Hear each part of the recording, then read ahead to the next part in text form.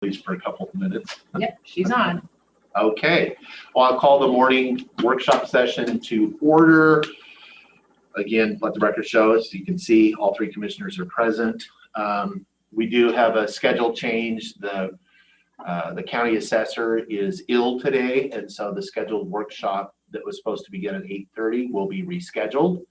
And so I guess I'd look to my seatmates if there's other business. If not, we will recess until 10 o'clock for our next scheduled workshop with the finance folks. I think we could have a round table about what's going on. We're all going to a lot of meetings. Okay, we can. Sure, we got this time. Yeah. I'm not going anywhere else. I guess I'll start. I've had multiple meetings with Klickitat County Commissioners about a multitude of multitude of things, from timber to county operations to COVID dollars, and it's been a couple of years, I think, since we last had a meeting between the two county commissioners. And I know 2 out of the 3 Klickitat County commissioners would love to have a dual meeting like I did before. Way too many things on the list that Tom Lannon had. He was just spouting off. But some of them are like our financial system that's held together with duct tape. Theirs is held together with glue, and they're going to be going through the same process, and would love to talk to us about, how we can find efficiencies, maybe have one looking through it, try to figure out if we can make those things work together, so that when we upgrade, I don't know, I think there's a lot of room for efficiency and growth looking into the future between the counties. We've done loan labor to them in a lot of different ways, and probably something we should keep looking at, because when the COVID dollars are over, they're going to be in very dire financial straits. They made it through this one now, but just want to know your guys' thoughts on number 1, should we do it? And number 2, what things would you like to talk to them about? I'd say for myself, yeah, absolutely. As far as I'm always about communication and building those relationships, and I know Commissioner Hamlin really well and worked with him, but the other 2 have had limited. Some with Tom Lannon, the other one whose name is actually escaping me right now, which shows the level of that we need to get to know each other a little better. But yeah, we could have a joint meeting. Maybe we could do it at the Pioneer Center. That's kind of middle ground. I mean, it's on our border, where we could have a joint meeting with them if we wanted to. I do see it. We have several things that we share. Obviously timber, stuff on the White Salmon River, really public health as well. Many of their we're serving their citizens. In the east end of Skamania County. They're in our service area. We share a school district, runs across too. So there's all of those issues. We're actually really connected. At least the east half of Skamania County is with West Klickitat County. So I'd be all for it. Any thoughts? Yeah. Maple bars. I know how to keep them quiet. Yeah. Maple bar. All right. We put that on the list. A dozen, which I love maple bars. So that's one of my maple bar number 2. So yeah. I like. Just so you know, maple bars and apple fritters are no apple favorites. fritters, just maple bar. And those other little, what are those called? They're like a little brick of grease. I can't even think what they're called. But you're like, ooh, what are those? It is. I don't do donuts anymore. Yeah, I don't either. Donuts are bad for you, but that's why they're good. No, I wouldn't turn down any joint meeting with any.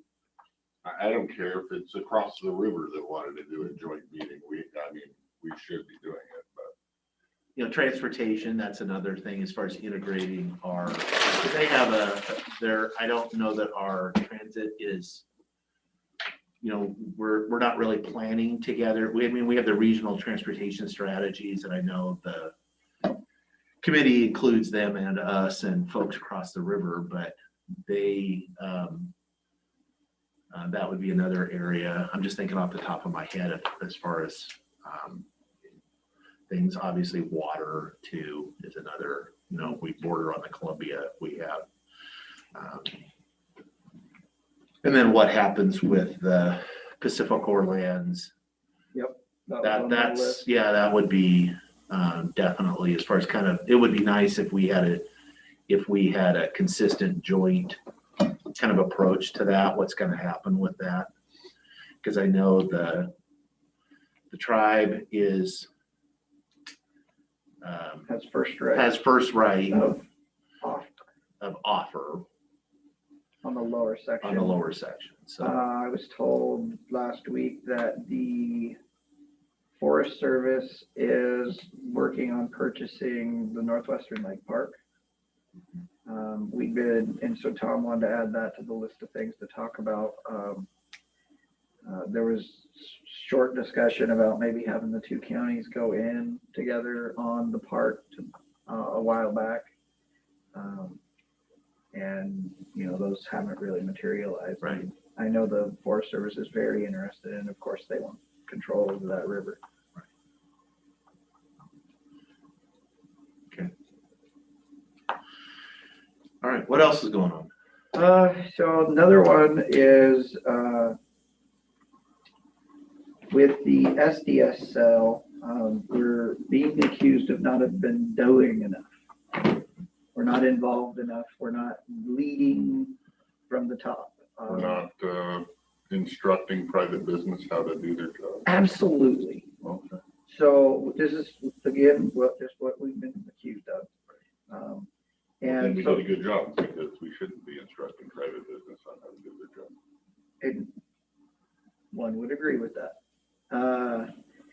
With that said, though, there are a lot of things that will be quickly happening with that. And one of those, you know, you've got the jobs, you've got the change of ownership, you've got the HBUs, you've got, you know, a lot of different things that are going to be happening with that. And one of the statements was, well, why haven't we had a meeting? Because SDS lands are in Hood River, Klickitat, Wasco County. Why have all three of us not got together to talk about? But what are we talking about? Well, that was my question. Talking's fine. So there's going to be a lot of, so I think one of them is for- recreation. We have a large amount of hunting that goes on SDS properties. We have a large amount of mountain biking that goes on SDS properties, a lot of hiking that goes hiking trails. And, you know, depending on who the new owner is, that could all get locked up. Right. On top of that, we have wildfire in the gorge, which can be by state, as we've seen from the Eagle Creek fire. I guess we just haven't had like a sit-down meeting, kind of like with Skamania County. There's things to talk about, but the thought was, well, this would be a city and county and by state discussion, you know, at the commission level, mayor and commission level. And I was like, well, I hate having a meeting to just have a meeting, but we probably have a lot of things that we could discuss between the cat cities and Wasco and Hood River. Because we've got things like the fact that we are being flooded with people from Portland, and it's hard to find somewhere to park anymore, and wildfires, and I can't remember all the other things, but there were to talk about. So it was brought up, and I said I'd bring it up to you guys on. Like I said, I'll have a meeting with anybody as long as there's something we can actually accomplish or should be accomplishing. But if the purpose of the meeting is so we as a government entity can apply pressure to a private corporation, then I'm not interested, because I don't believe government energy should apply pressure to a private corporation. So. Yeah, as to the SDS sale, I'm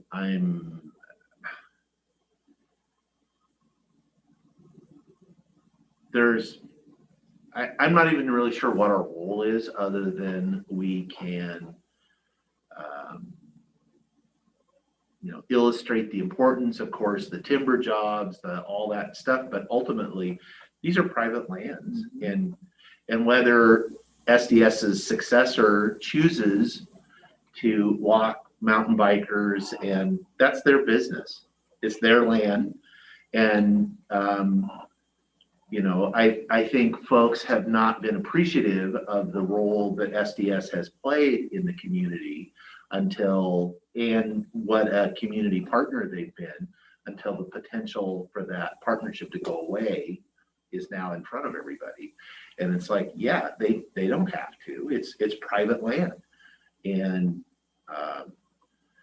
I'm not even sure I would encourage, again, you can educate, I guess, the new folks on what the previous people allowed, but it's really going to be up to them what they want to do, any more than I would tell them what their harvest schedule should be, or they of course have to comply with all the rules. And we would certainly, not more than encourage, we would. I worry that if we go hold some joint state, joint county, joint something meeting on SDS, it may be looked at as that we're trying to apply pressure to a private entity. So, unless we actually had an agenda and we were going to stay on an agenda like that, then I would be fine with it. But other than that, I don't just want to have a willy-nilly.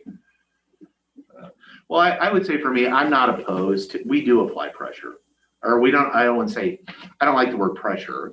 We do encourage businesses.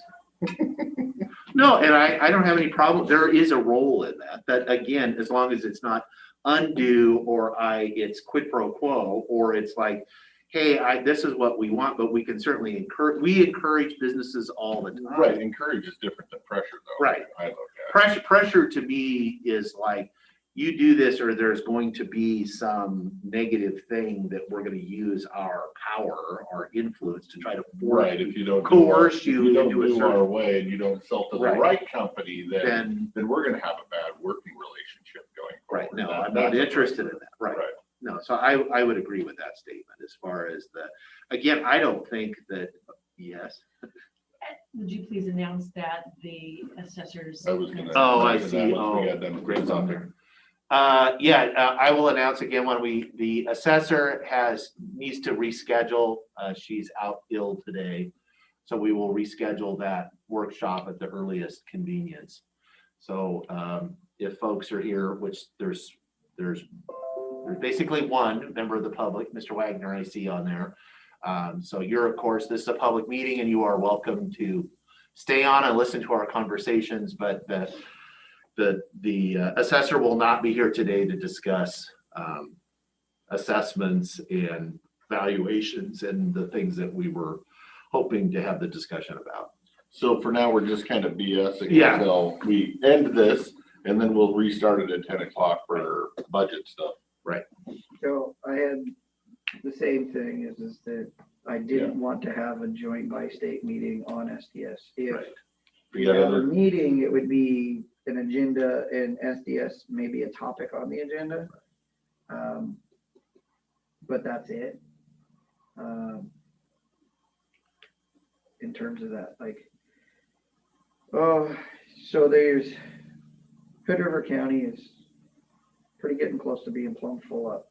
They have land use laws that are quite more restrictive than Washington's, and Do they have room to expand an urban So- growth boundary over so there? the Gorge 2020, we only get 50 acres of expansion in the gorge forever, in essence. Yeah.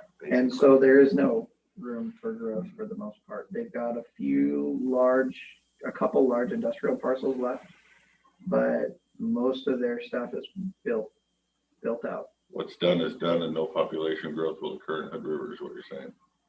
Or at least close to the river in the scenic area. Within the scenic area, but then also their land use laws out in from Odell and south, that It's basically the scenic area across the whole state, really. Their land use system is a and top down, not a bottom up like Washington's is supposed to be. It's supposed to be. And Wasco is in the same situation. They've got ag land zoning that's 480 plus acres before you can build something. Yeah. And so one of those gorge discussions is we have all the buildable land. Skamania County doesn't have any buildable land.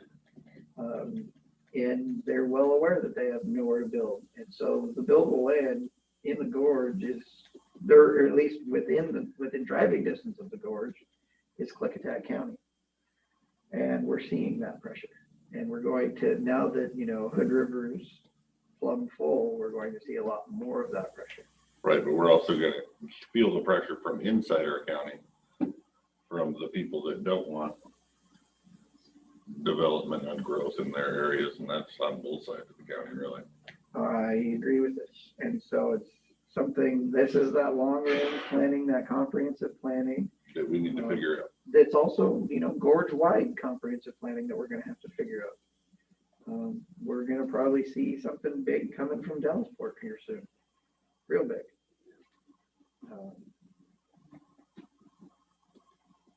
Something that we haven't seen in the county ever.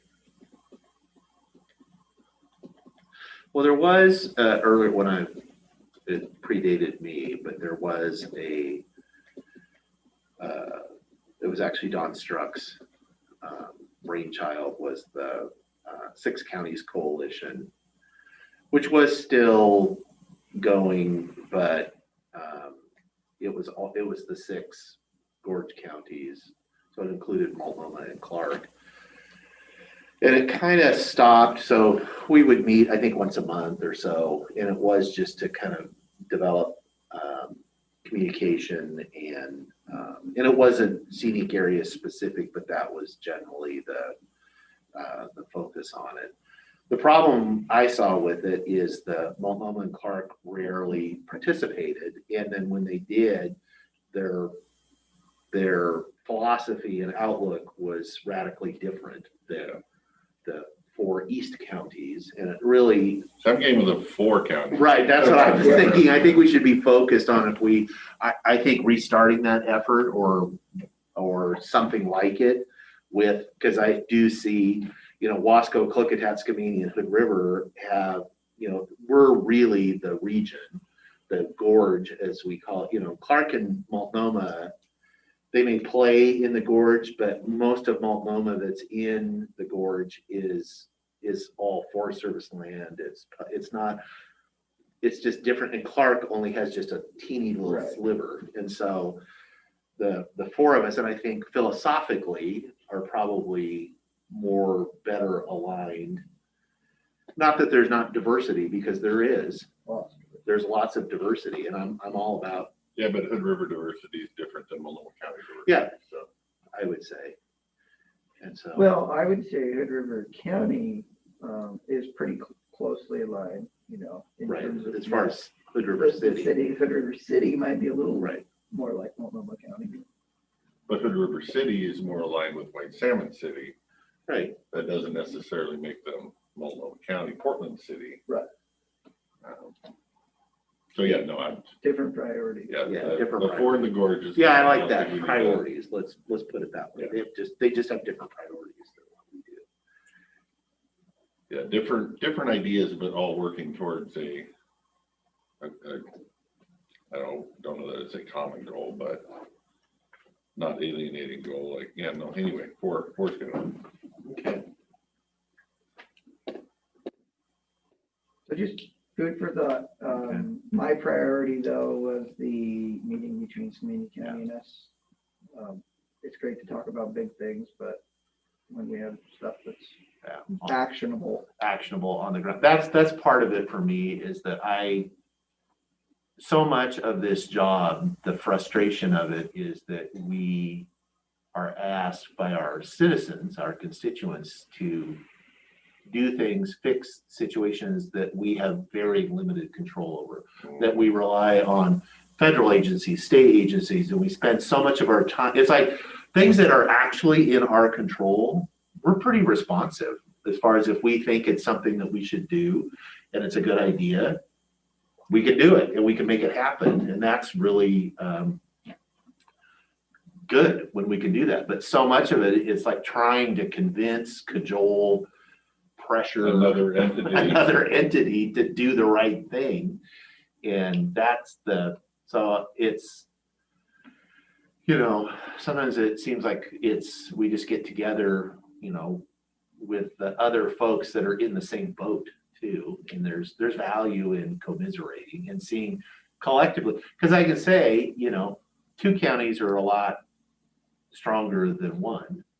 And then the 4 in the region by state. I mean, we've leveraged that strength before. I'm thinking of the airport in Dallasport where it's a by state, nobody knows what to do with us because, it's across the state lines and we actually work together as a region. And we actually have a pretty good history of working really well together across state lines, across county lines.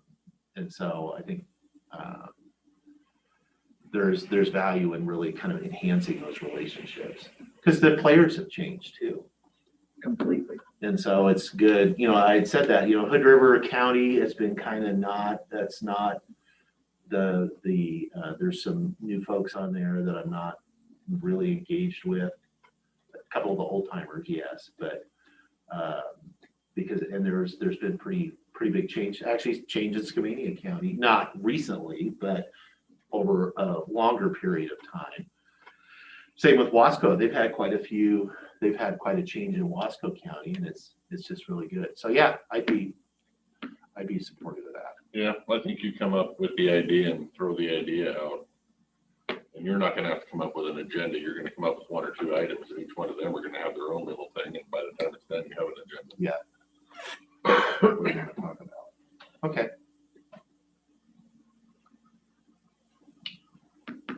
Bridge. Mm-hmm.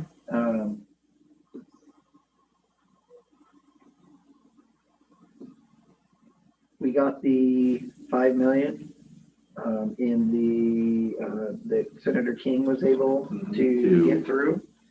So we're sitting on another 5 million on top of that. And then we'll find out about the federal dollars. Right, if Jamie's able to come up If with Jamie's able to come up with that soon, hopefully. And that'll get us down that engineering track. The EIS is wrapping up, getting wrapped up. So the next big thing, and it's on, we have all these millions of dollars, and supposedly it's supposed to take us $1 million to figure out the governance. Yeah, I rolled my eyes too. So I want to talk to you guys about who do we think should be the governance of that. The thought was to have 6, which you guys know as well as I do, you never want an even number. But if it's not 6, then there's going to be the power between Oregon and Washington is going to be something. Right. And in a perfect world, you can make it work with an uneven, yes, you need an uneven to settle things. And Or you debate long enough for one person to change his mind. Yeah. Well, usually there's at least one person who's never present in the meeting. Right.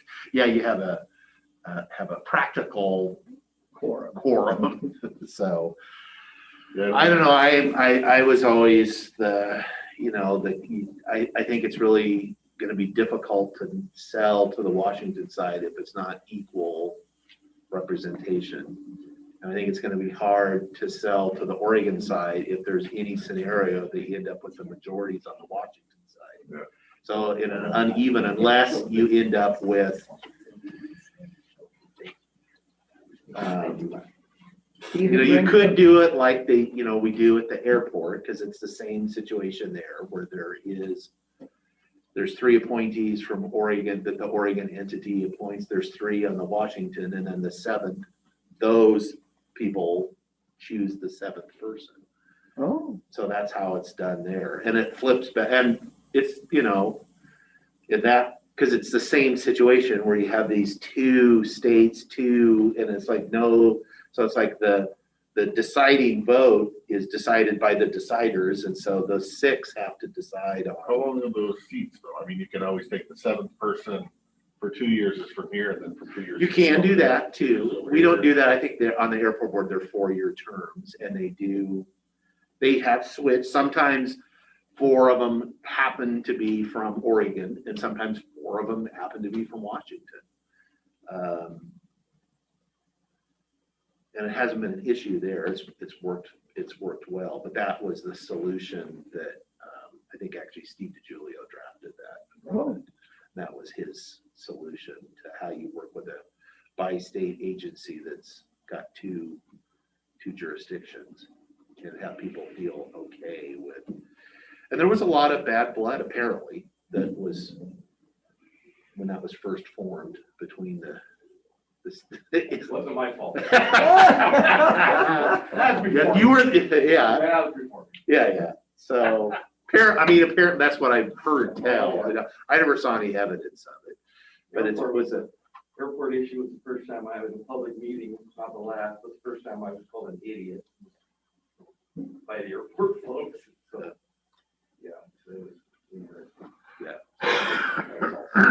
So that's an option.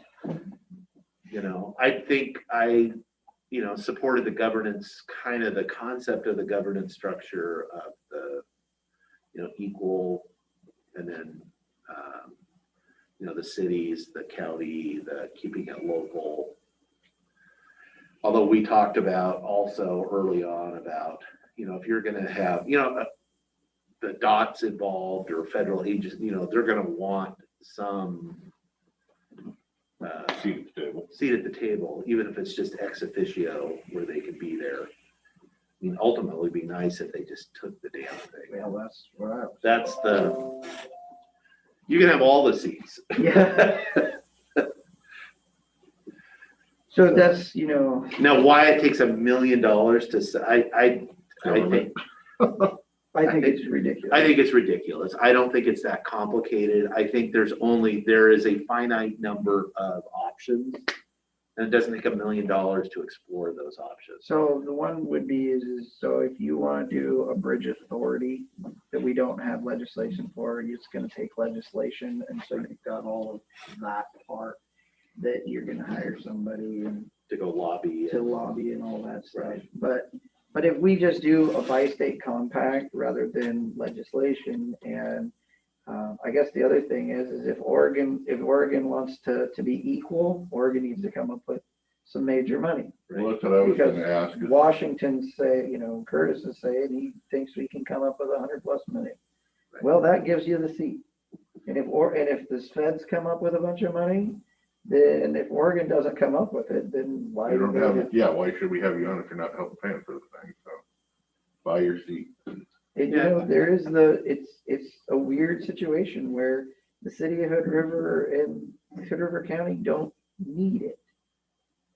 In their mind, they don't need the bridge. It's nice, Yeah, that's a mistake though. but we have 8,000 people in Klickitat County on the western end who go across that bridge to do their shopping and eating and stuff. But I mean, they have a viable point. I don't think there's a heck of a lot more Washington people driving that bridge than Oregon people.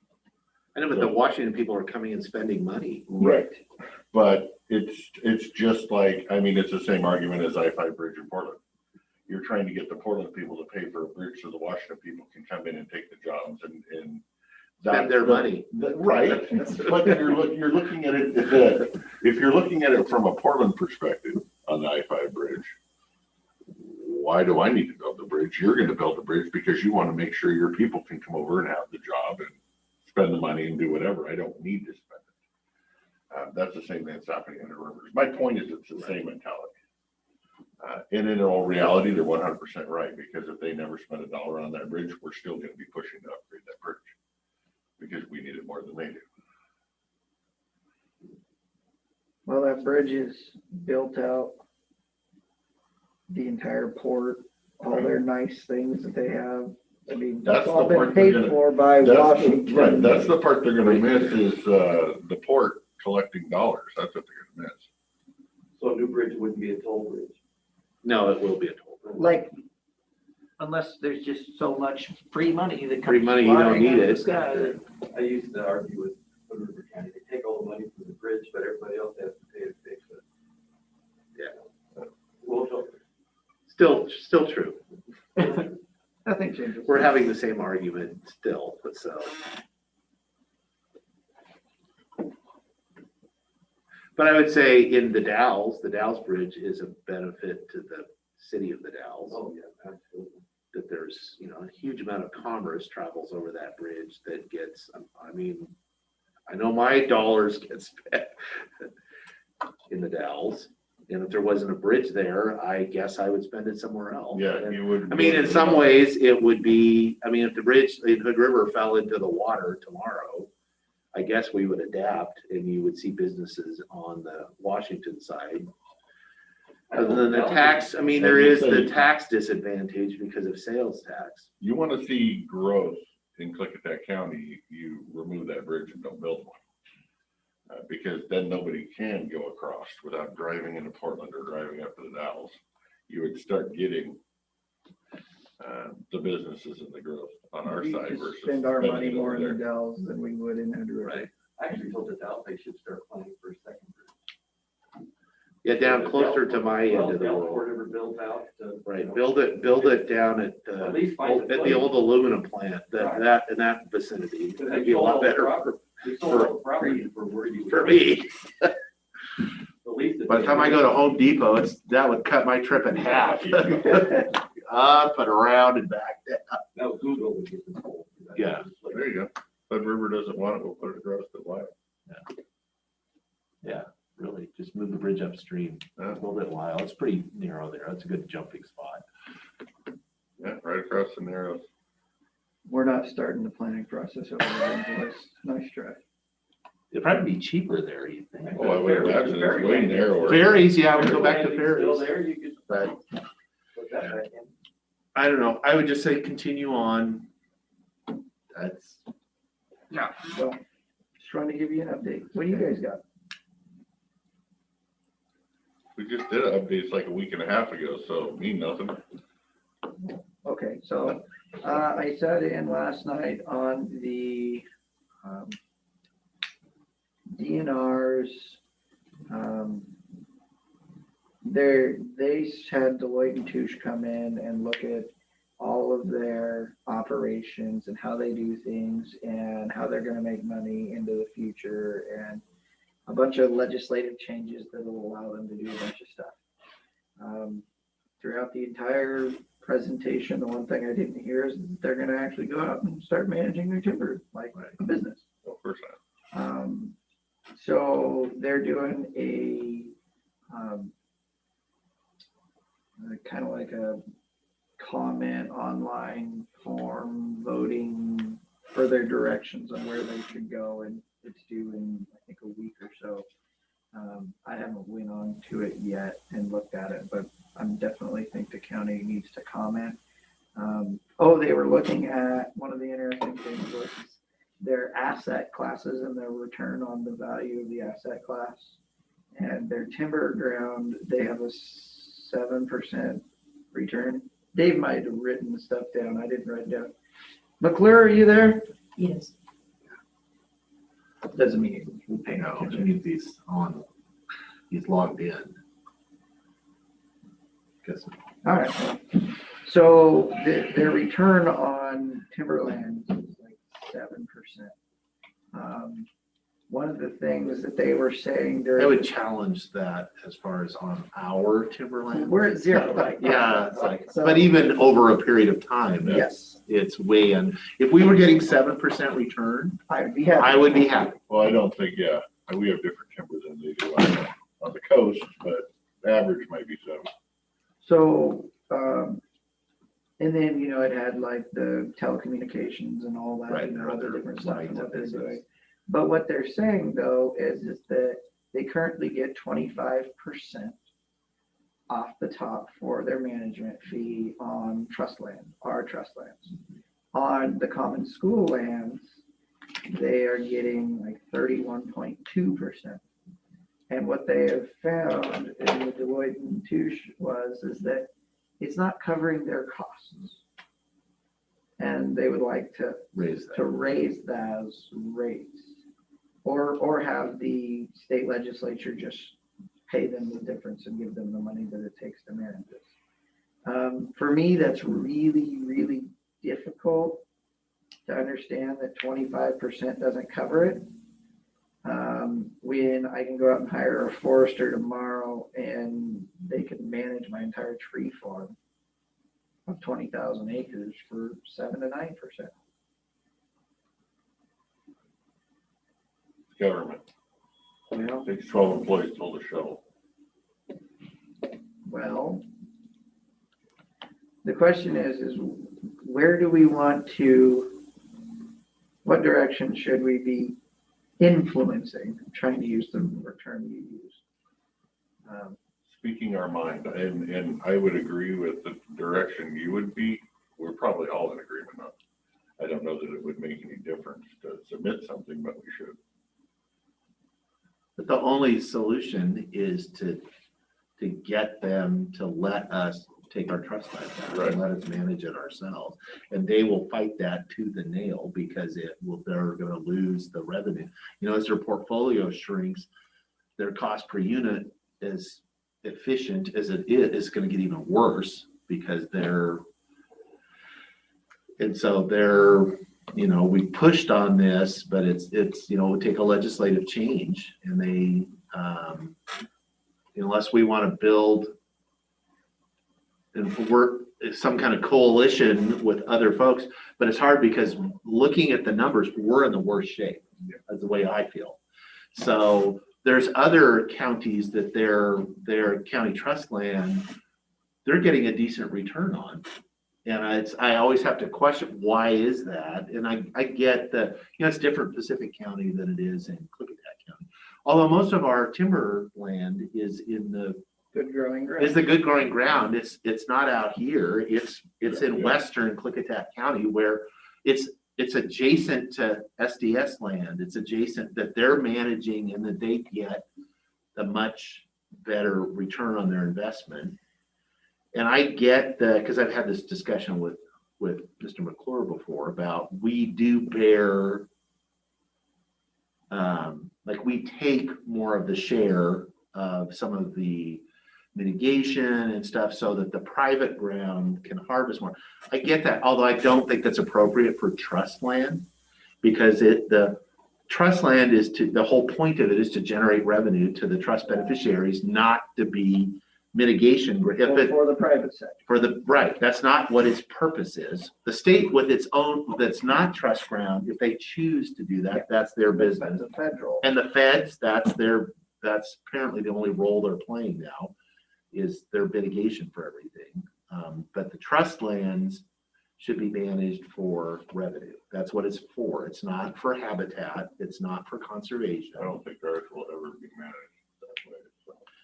Well, it would be if we managed it. Well, yeah, but Depends you on gotta the get it, and that's my point. So I don't mind, being on board and, letter or whatever, spending litigation money to try to make it force the state to turn it over.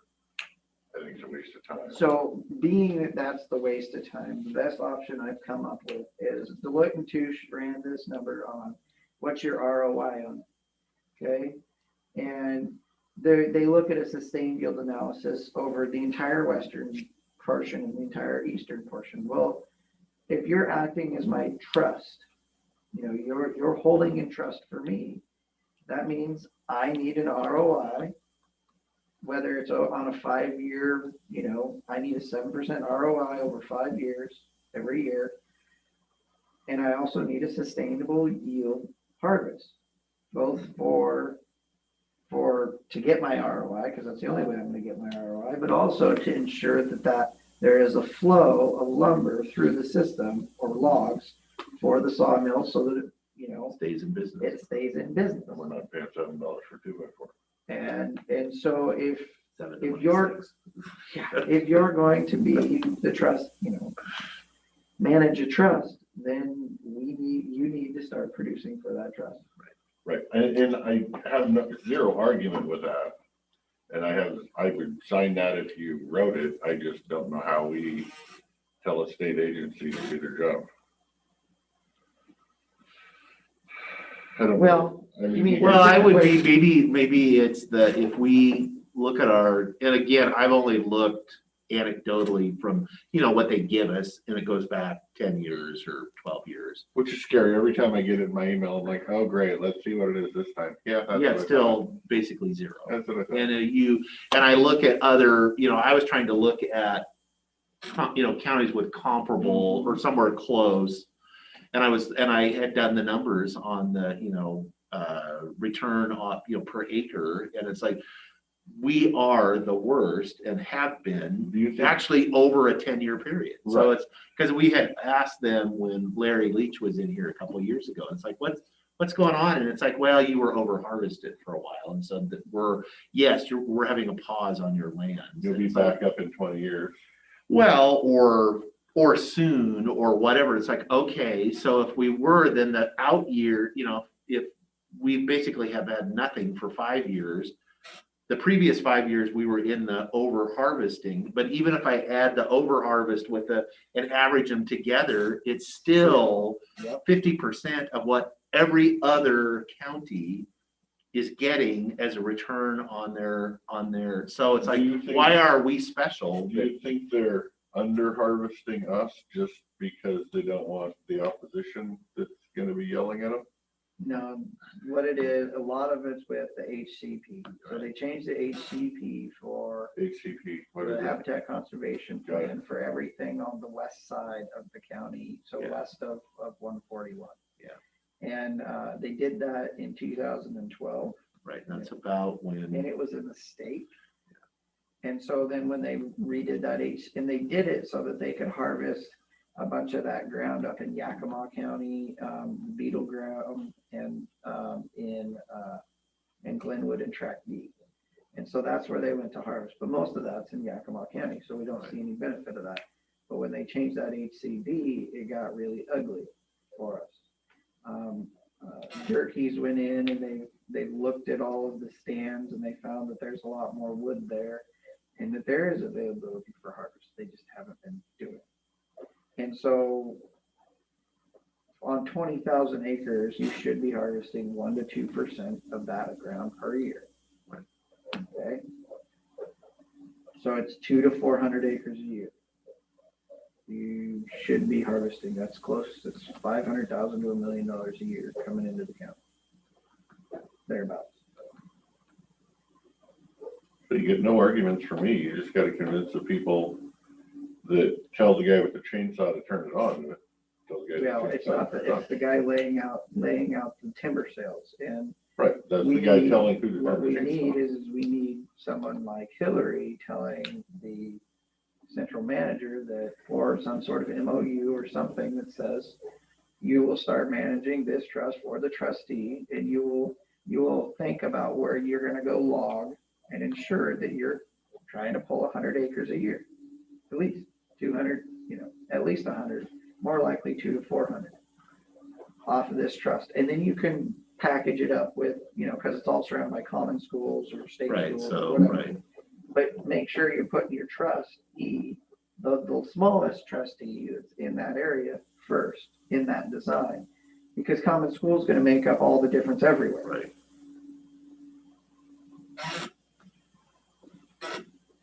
I agree. But we might have to use some political capital and goodwill to get there.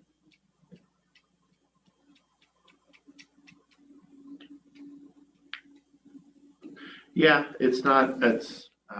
I think maybe the place to start is we need to have a discussion. We need to have a meeting with Hillary.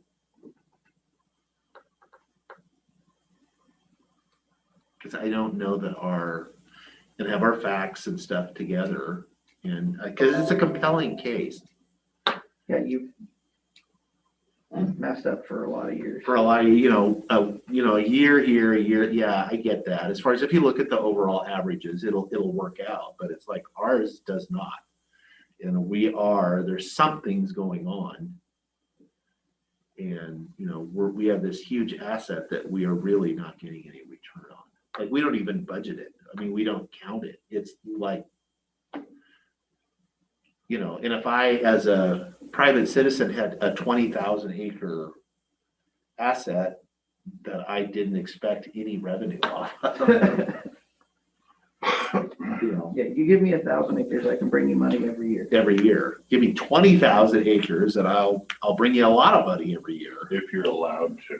Right. That's where I'm saying. But the other that's people a are, different mentality. but it applies to everybody or nobody. If the same, It should be just fair treat across the us board. the same as everybody Right. else. And it's like, there's something is different about how we're getting treated.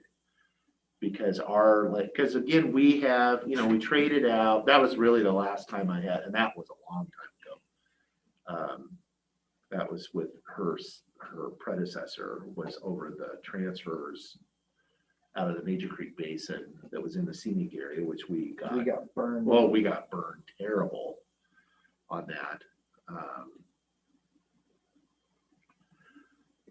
But again, why is there no, you know, what we got for that is, you know, is good timber ground out. It's up in the Buck Creek. So I'm very familiar with it, I'm Oh, yeah. sure. But when we log that, we don't get the 75%. We only get like 30%. Right. Whenever that gets logged. Yeah. The transfer ground is a bad deal for the beneficiaries. So, okay.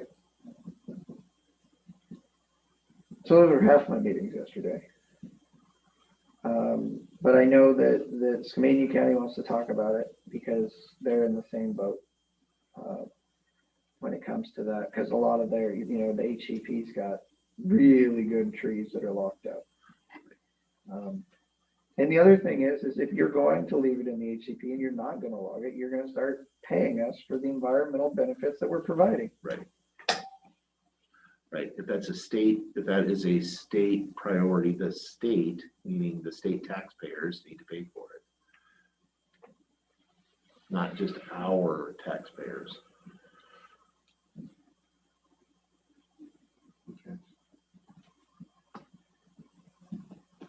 Well, it would seem like the next step to me is to get our data together so that we're really familiar with it. We understand. Because again, all I've done is just did it based on the reports they said this, you know, quarterly. Here's what you should expect in this quarter. Is that a big zero? You know, I forget we had one, it was literally like $45. And it was like, what is that? Is that So we used to. It's a percentage of one windblown tree that they hauled off. I don't know. There's the orchard out there that is leased and it's on some of our transfers. Oh, and that's what we get some payment from We used to get like 600 or something a year, and that was what we've been getting. You know, that was that little number. That I don't little know number. the 45. that. I swear it was like $45 one time in the report, and it was like, what would that even be? And It's like then a rounding. Then there was discussion of they were going to log some good trees out around that same orchard area, and they were going to then lease the ground as orchard ground for higher and better use. Okay. To I think Mount Adams Orchards, but that whole deal ended up falling through. Because the big push though is like to get on to the solar side though, that in their thing about, you know, like how we're going to make money, we're going to turn our lands into the money making. Right. We're going to diversify. We're diversifying. They really seem like they want to get out of timber. Well, so that, They you don't know, want to cut trees. well, did you guys see what Peter Goldmark and his predecessor came out in the Seattle Times saying we need a 10-year plan to stop logging all DNR properties, and we're going to use it for ecosystem services for carbon sink. That's what I'm saying. So we can write a letter, but we have to be able to change that mentality, and I don't know how you do that with a letter. Well, but again, I'm the trust beneficiary, and if you want to do that, that's fine. Make me whole, I don't care. I care in that I want timber supply for my mill, but that's important too. I don't want to get rid of that. But at the very least, make me whole as a trust, as the beneficiary. And I don't know, and if that means you're gonna pay me out of the money that you're making from solar leases or whatever, carbon taxes, whatever, then, but make the trustee, make the beneficiaries whole. And You think you guys can get that accomplished? I'm more than happy to back it. I thought this was gonna be your problem. I think you're spinning the wheels, but, But I think as far as I think the data's on our side, that we can make a compelling case, at least to, on the rattle the fairness, cage yeah. on the numbers, Yeah. because that numbers don't lie, and it's not, into the future. It's like, let's look back. Right. Let's look back over the last 10 years and take those numbers and And I'm explain. sure they have a forecast for the next 10 years, so they're here. I have a forecast for the next 10 years. It looks really similar to the last 5 years.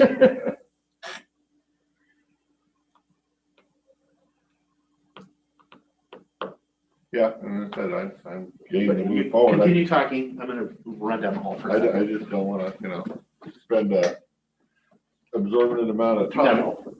And I definitely don't wanna spend a whole lot of resources or money on something that I don't think, I without think it's a fool's error. state policy shifting, you're just gonna be monitoring, but, I don't picture them giving up their income.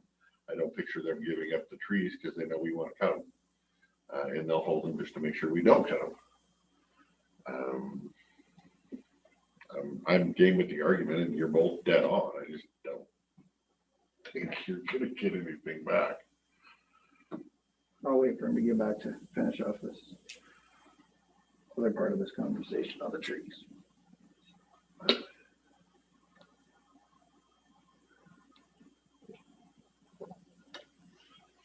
Yeah, because I needed him to ask him another question. So. I'm gonna go grab some water. From the hall or from the office across the hall? I'm getting smart. I haven't drank that.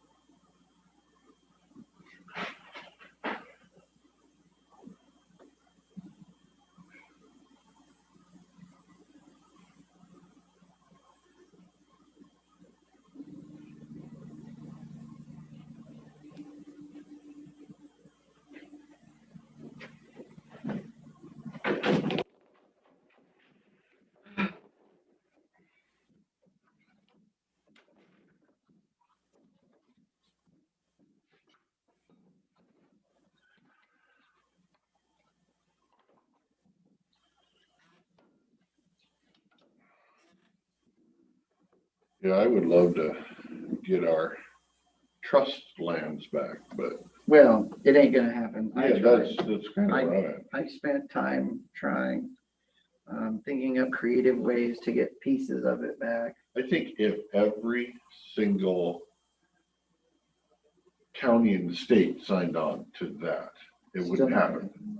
Like I said, that's a policy shift, because they don't want you to have control over logging anymore. Well, so there's a lot more to it. So all of our lands are intermeshed in between DNR common school lands. So if they gave it back to us, we don't have easements to get through that land. Like there's a multitude of options. That's irrelevant thing giving it back. Nobody gives back something that they have in their hand, so. So, in my conversations, like with Hood River and Jay I McLaughlin, need to tighten up my bag. don't break the window. Yeah. We can't afford the plywood to cover it. Yeah, yeah, really. So one of the questions that was brought up, and this goes back like to the SDS stuff, that we don't know who's going to buy it, but whoever buys it is going to have a 10-year program to likely sell it, like everything else. I mean, it's just how the businesses run. The other thing that we're sitting on is we're sitting on $12.5 million that we get 0% ROI on, in essence, 0.0005% or whatever. And so Hood River is sitting there like, what is wrong with you guys? Like, every time we have money, we go out and we buy more timber ground because we get an ROI off of it. And it's like, if you guys have $12 million, you could go and buy a bunch of good growing timber on the west side of the county that's up for sale, or that's going to come up for sale. And you could continue, like, it might be an HBU, it might be something else, but you could buy it and continue using it for timber production into the future. And if you buy it, then the state can't come in and take it because it's not a tax, tax title stuff. And then, you could start building a business model like what Hood River County House. And I was like, oh, I never thought of that. No, I never thought of that either. But at least, like if you go and use the money today, you could start getting an ROI on it tomorrow. And I was like, 7% return on 12 million is a pretty good return. And then right now in today's log market, you could be getting like a 12% return on that. And I was like, well, 50% at the price of, but well, log prices are over $1,000. Yeah. You could be getting a really good return. how does Hood River, because the part that's always concerned me a little bit is the vast majority of the value is tied up in the timber that one forest fire, and I don't know, does SDS insure their timber? No, nobody ever. That's what I thought. And so that was like with That's the Sim- risk piece of it. there's risk in everything, Sure. but like with Simcoes, your risk is a lot higher than it is over there. And like, so you look at the fires that just occurred down in Sweet Home and all that, the big fires. So Weyerhaeuser is out there cutting every stick of burnt timber trees that died in that. So they're still Timber is still harvestable. So as long as you take it in the first 2 years, Yeah. you can still get all your Yeah. value out of it. Right. It might reset, some of your planning for the next thing. Like you said, And the stuff that was pre-commercial, you're going to lose that money. as far as investing in timberland, there's a big difference to me in investing in timberland over there where you actually have real timber versus over here where you have toothpicks. Not interested over here. Over there, willing to listen. But I don't know if that's something we're sitting on 12.5 million that we're getting nothing for. Yeah, And so but it's depreciating because if I was game on listening, it wouldn't be taking all of that nest and putting it over there. and the other good thing is if you buy it, it's going to appreciate in value. So if you ever do need money out of it, you can always sell it too, which is, they do a bunch of land, Hood River County does land swaps and stuff like that. And they're blocking it out. They've been doing land swaps with SDS. The river gets a lot of tourism out of their timberland too, because they get little motorcycle clubs and mountain bike clubs to build trails, and they have one of the best trail systems in the entire 300-mile region. Yes. I used to drive up there from Portland weekly. All my buddies show up. We eat grocery, eat food at Hood River, and go up to Pine Mont, Kingsley Reservoir, and Post Canyon, and not investing any money in the trails because the groups are doing it. Yep. And so that goes back to that conversation about we have a bunch of trails that the new buyer may not want to put up with those people and might want looking to sell it. Where do we put our value looking into the future? Because I can tell you what I'm faced with every day is that farming on the west side of this county is not profitable. And it's not going to be profitable. Even with the price of food going up significantly. You just don't have the land mass west of the Klickitat in essence to really make it profitable. And so, and you can't afford to buy anything. You can't buy ground to farm it anymore in No. western Klickitat County. Because So- your ROI, it would be abysmal. It has a Would be negative- worse it has a than the negative DNR. number. Yeah, Uh, yeah, likely would be a negative number. It's called tax write-offs, yeah. Yeah. But if we're honest about that change in the west end of the county, we have to start planning for that's the inevitable change. And what do we want that community in that area to look like in the end? You know, what are those community values going to be? And dear Lord, even stuff up in Glenwood is selling now for prices that are mind-boggling. It's a beautiful view. It's a $1 million view.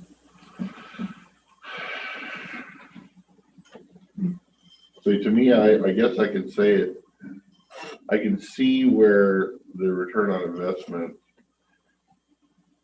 would be good as a long-term strategy. Again, I don't know that you get the public to buy off on it, which is gonna be an interesting one.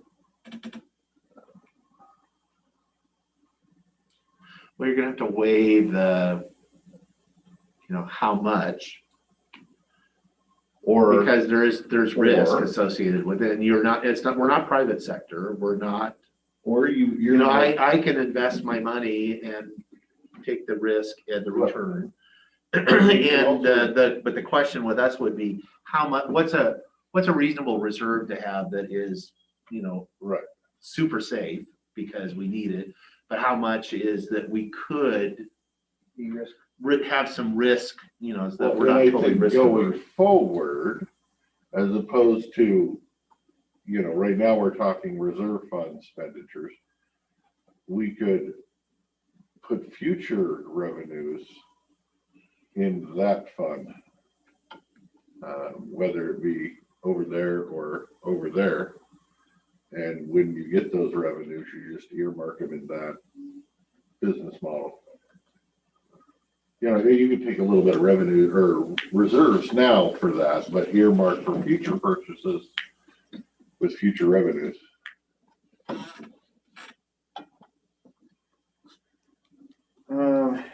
Well, I wasn't expecting us to ever have future revenues that are good, That's that we're like, slapping what are these? millions of money away.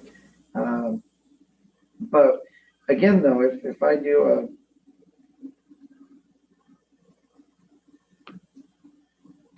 Well, yeah, but you add a couple of these things and you could be adding $1 million or $2 million a year by the time you're done with that.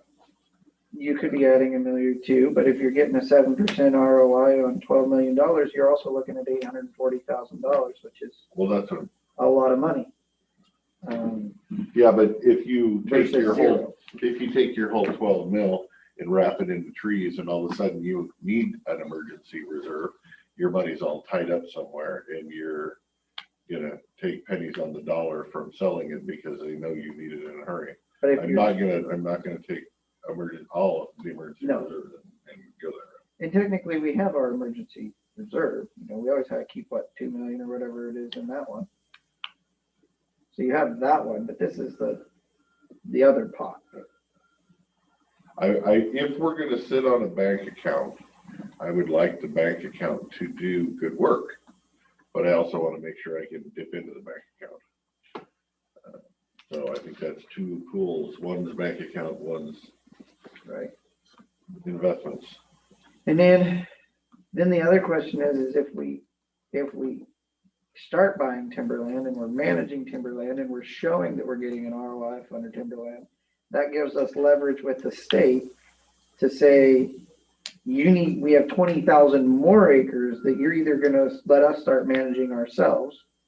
You can keep your 25%. We'll manage it. Is there any way to get the state to, I guess I'd say swap your land?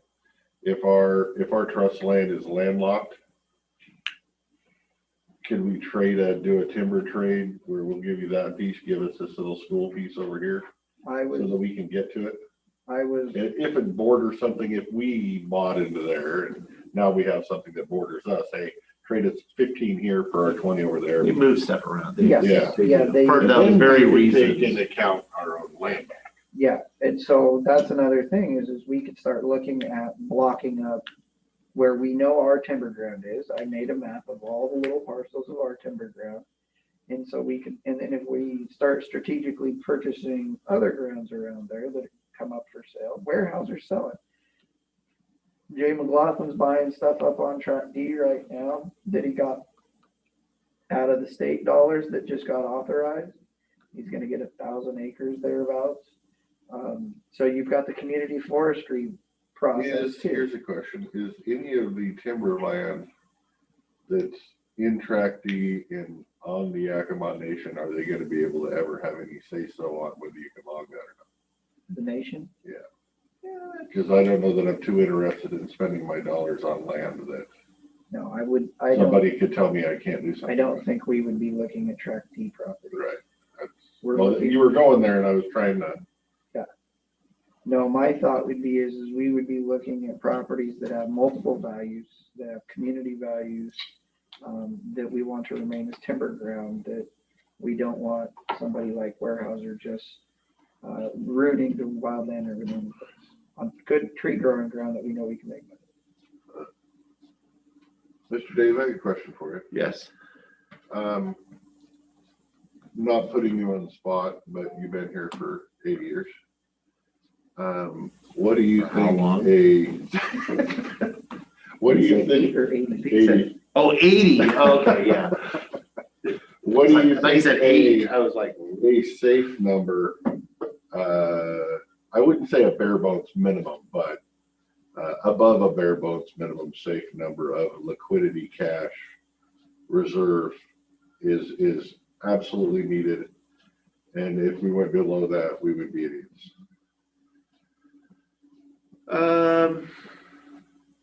there are some models out because other counties have this same. Right, I'm just looking ballpark. I'm not looking to do They anything. usually, like most people's reserve policy is they want to have at least 20% of their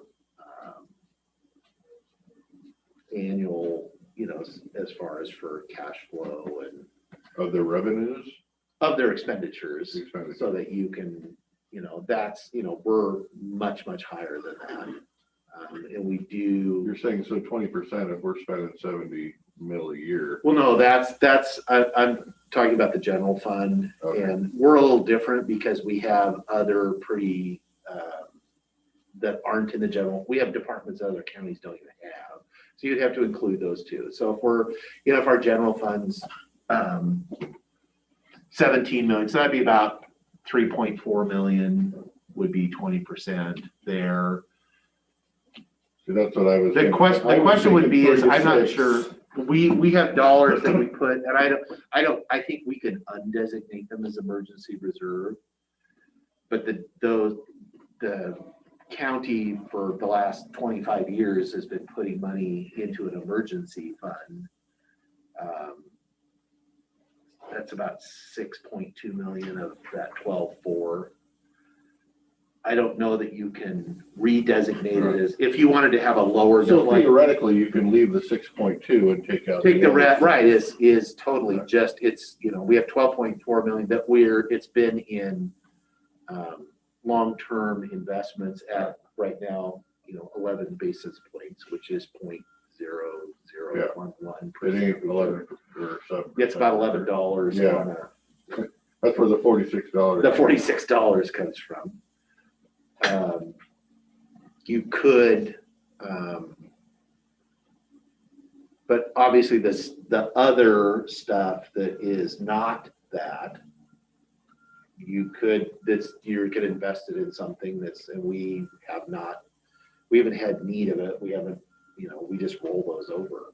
Right, it's just to me, it's, And there is, I mean, I think- the argument would be is we are at a unique point right now in this county, in the West End with SDS, that's going to be once in a generation that if we wanted to make a sizable investment in some good timber ground, now would be the time, because it's, if you'd said a year ago, it's like, well, they're not gonna, they're buying stuff. They're not selling stuff.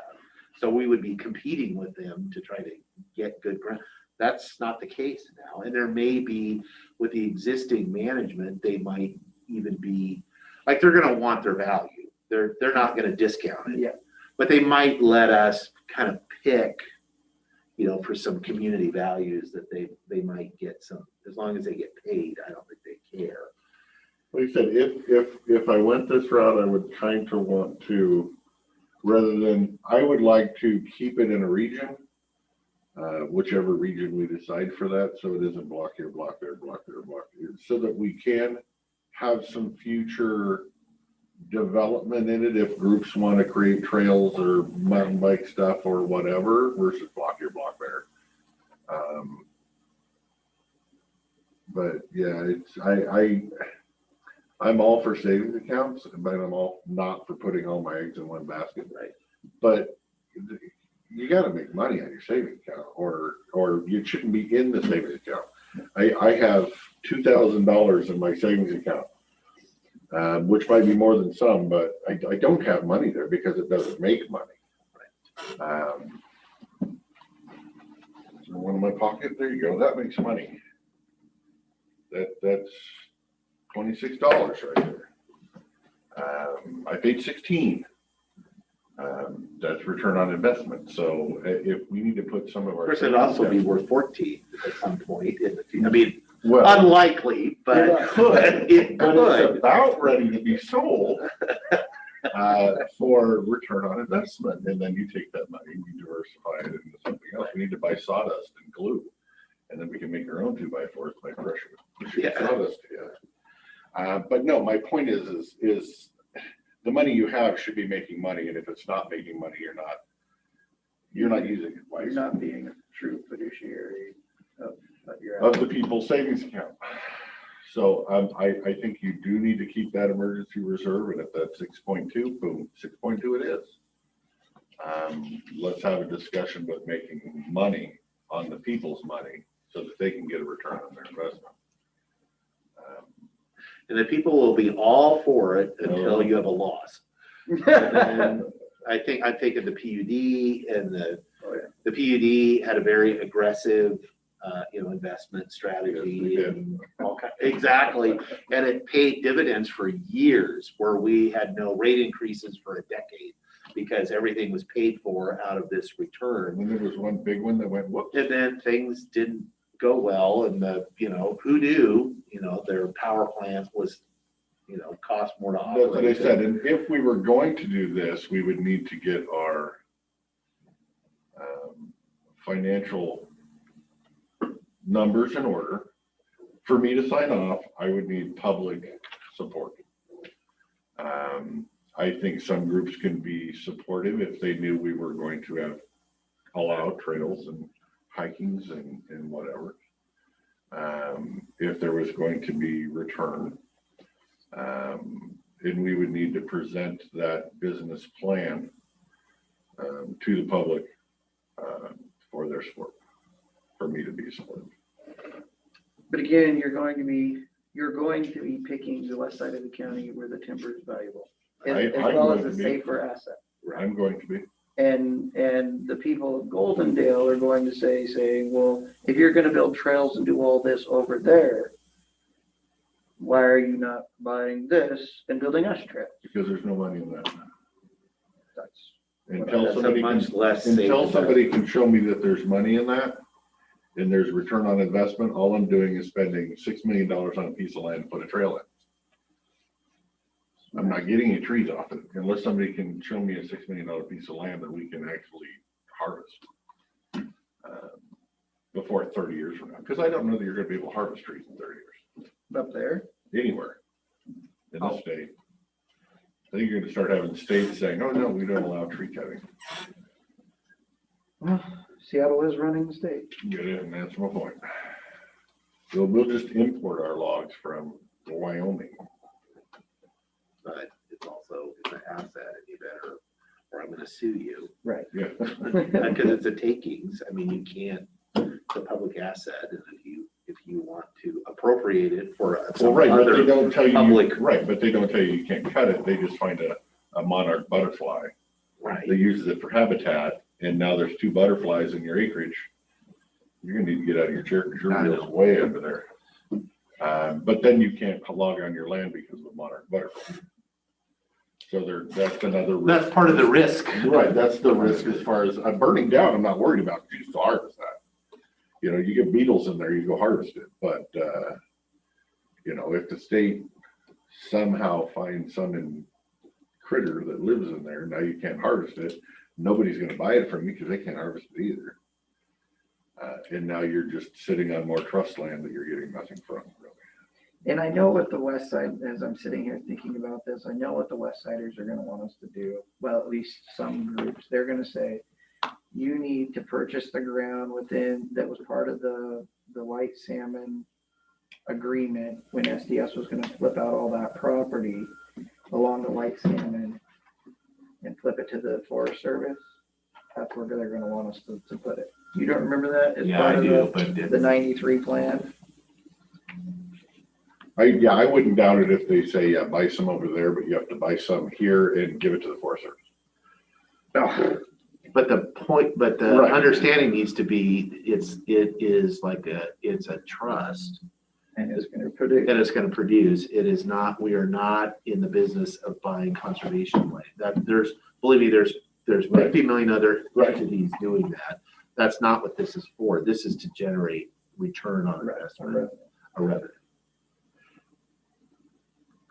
Okay, well, I'm open to the discussion. I have some risk aversion Right, just so do I. because. Like I said, I'm not sold. Because it's, you know, again, I was taught we don't speculate with the public's money.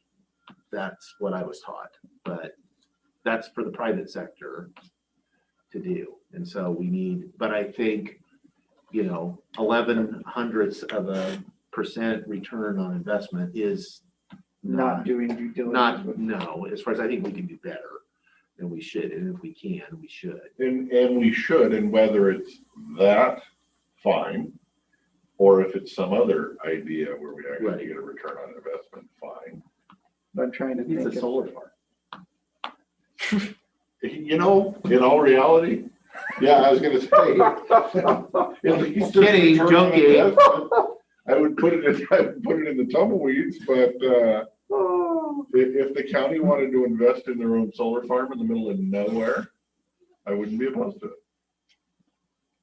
I hope you know that's gonna be in the newspaper. That's fine. I would fully stand behind the statement. Sorry, I think timber is a better investment than solar. Well, solar, you only gotta come up with $2 million and the feds will pay the other 100 million. I don't think that's accurate. Not accurate, but close, you know. I don't even think that's close. They'll cover half of it anyway. Okay, I do have one thing, if what the time we have left, as far as just to bring back up. I got a question, Chief. We had an earlier conversation, probably about a month ago, about the property in Wishram Heights with that is inside the urban area of Wishram. All right. That is zoned open space. And we had some discussion, and I thought general consensus on at least moving forward with that starting through the process to rezone that. I think the planning department is kind of put anything having to do with rezones on hold because of the discussions we've had the last couple of weeks about the rezone in Yes. Trout Lake. That it's, you know, because the discussion has been centered around, if all our comp plans are out of date, then we basically can't do, if we're gonna consistently apply that, then that means we would not entertain any rezones anywhere in the county. Is that accurate or not? Well, as far as I'm concerned, the one in Trout Lake wasn't an official, we're not gonna do it. I thought we're having a public hearing. No, we're having a public hearing, but With but we that- have, there's a pause on that. Right. And does that pause extend countywide? I think Well, I they're don't know hoping if for there's some even a direction. Pause. I didn't know we had a pause. I thought we were still having a hearing on whether. Oh, no, we are. We have not. So I would move forward on all rezones everywhere until we've made a decision one way or the other. And every rezone has its own circumstances and Right. situation. You're looking at, Wishram, which is within the Columbia Gorge National Scenic Area, needle pocket there that we have no ability for growth, versus Trout Lake, which has its own sub-area plan. Right. So it's apples and oranges, of course. But the question goes back to, is zoning dead? Or is, local land use planning dead? And if it is dead, then the only way that won't be, and if you can't get through a rezone, like a comp plan, sub-area plan rezone, the only option is these one-offs. Right. If we think we can get through a rezone, then that's a possibility. Which we can. It's just, how much does it cost? And if it costs $1 million to get through a sub-area plan rezone, that's a lot of money of the county's money, versus if an individual or landowner comes in and wants to rezone their property that makes sense to the community where they're paying that money, what's better for the community? So And to me, I wouldn't say that zone, it's not all about the comp plan, it's a community buy-off on the rezone. If the community buys off on the rezone, I'm in favor. If the community doesn't buy off on the rezone, I'm not in favor. Does it fit the community's needs? And if the people of Wishram showed up and didn't want to do this, then that's a different story. But I can't imagine they are. well, you always Well, that would be the traditional approach to, there is criteria for rezone. You can't just, but if it meets the criteria, then, my argument is that you look at those one at a time. If it's consistent with then there's a reason to do it, go ahead and do it. But in a perfect world, you never do rezones. That you update your whole plan, the sub-area plan, those are the rules, that's what you do. You don't ask for anything else. If you want it different, in the next update cycle, change it, and the community has all their input. And that is how it should be done, but we can't ever get there. And so we're doing land use planning, and in a sense, we're doing local land. We're elected by the local folks, and we get input from folks. It's a different way of doing it, the way we've been forced into doing it, where these kind of one-offs where we're, because we are modifying things based on public input and what we're doing. I think the question for the planning department was this just a blanket at this point? No rezones anywhere ever until the comp plans are updated, the sub-area plans are updated, or can we look at, do we continue to process these? Which my perspective is we do. I think each one of them is different, and that we can look at them, but I think they're looking for some direction I would agree with what you just said. as far I as, tell her keep working. okay. All that land that we're talking about rezoning in Wishram's gonna burn this year anyway, so. Well, it burns every year. It burns every year. That it hasn't burned into, so this is the Oh, this third is the year. third year. So I will be up there at least once this year. Okay. We got fires on that building. Has anybody heard where the tribe is on their building plans for Wishram? I'm under the impression that they have submitted all their, for their building permits on all of it. And they- Like 70 units, I want to say. It's 65. Is this tribal stuff or is this underwater housing? This is the Tribal Housing Authority. Oh, yeah. So it's not, this isn't the, Underwater housing. no, underwater housing.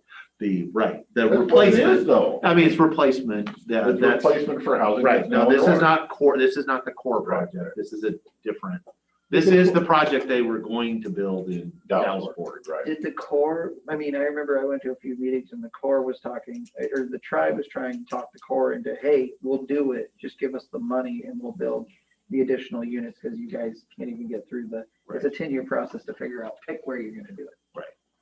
And No, this is they're not, not, the Corps this is is not throwing not- any money at it? no, this Oh. is not, mostly because there was pushback, my understanding, because the core project is the 4 treaty tribes, and the Yakimas wanted it specific to, they wanted it to be. They won't have any other tribal members No. there? Oh, okay. And so that was, my understanding is where it broke down, where the Corps said, no, the housing we're doing has to be available to all, because we're a federal agency and it's everybody, it's not.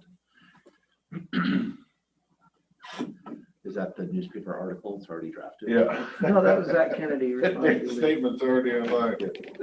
I'm good with it. I'll stand behind it. I do have a question for Mr. Davigan. Yes.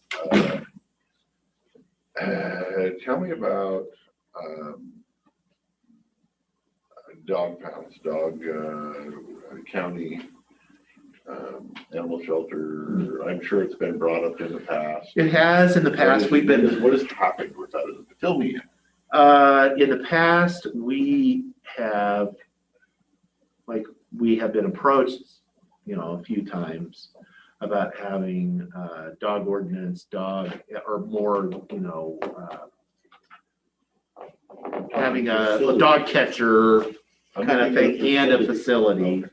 We have been asked before to contract with the one that's here that the city has. It's no longer here, which is why I'm bringing that up. Right.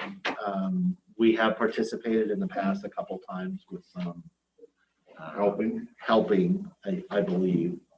And then we do, but we've never made any capital investments. We've never really entertained having our own shelter or any of that kind of stuff.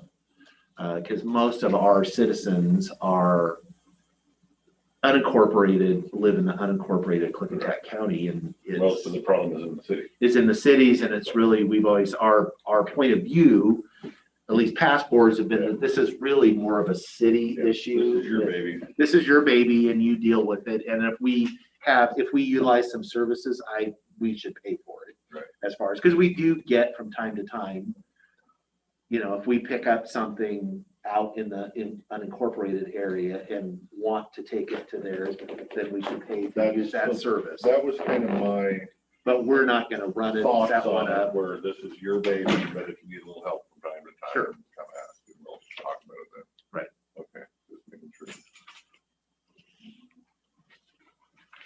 Mr. Gregg, I had a question for you while we still have 4 minutes.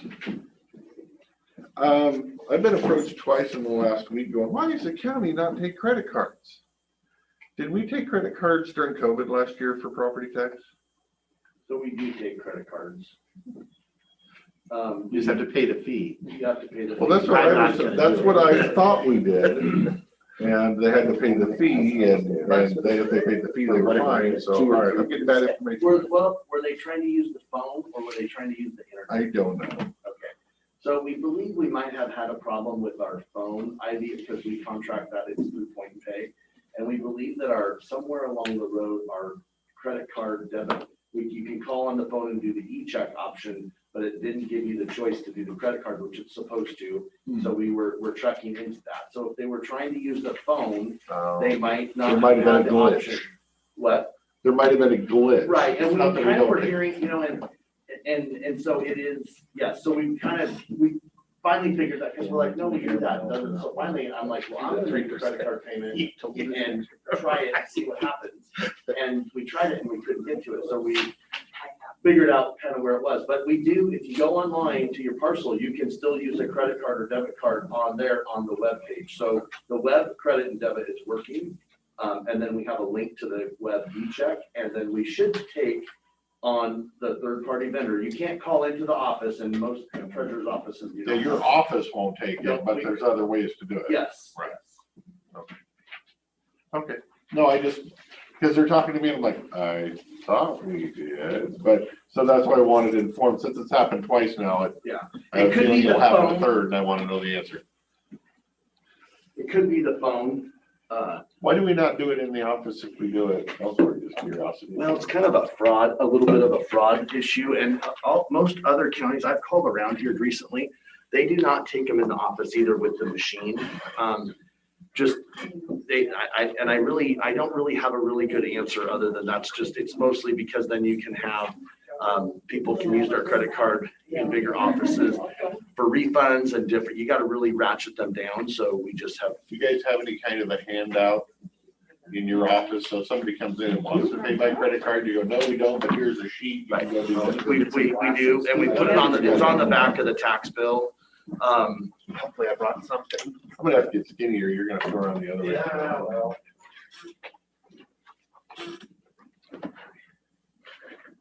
All right, thank you, sir. Yeah, you bet. And that's a good, and like I say, that no, I think it's the same.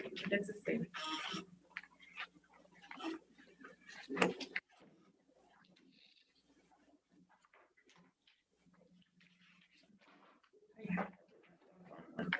I think I know.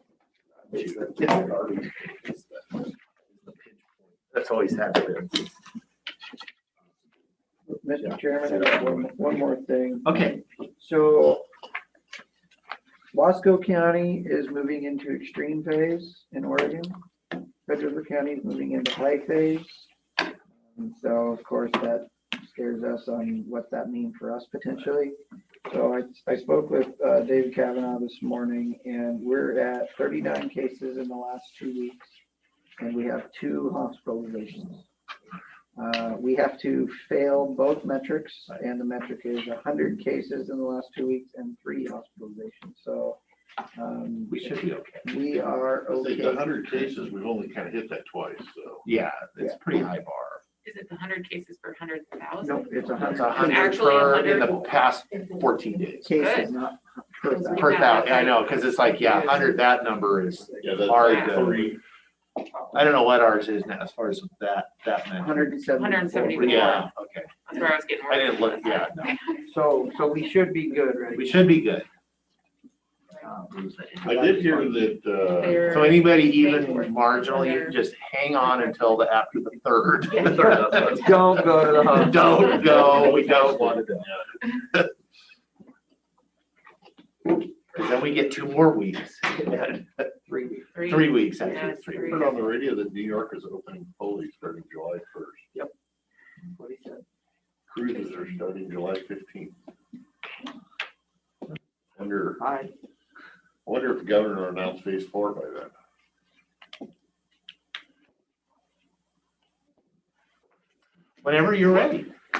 So Jen and I both show we left off at 131, which is Fund 131. Oh, okay. And Is this so, the same packet we had last It's time? the same packet.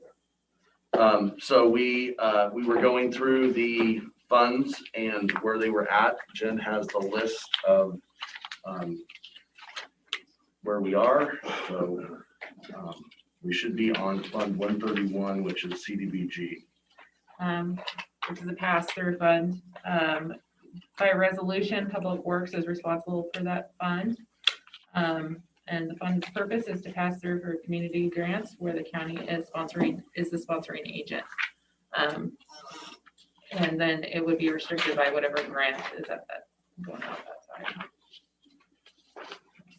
Any questions regarding that pass-through fund? Okay, perfect. 132, natural resources. Yep.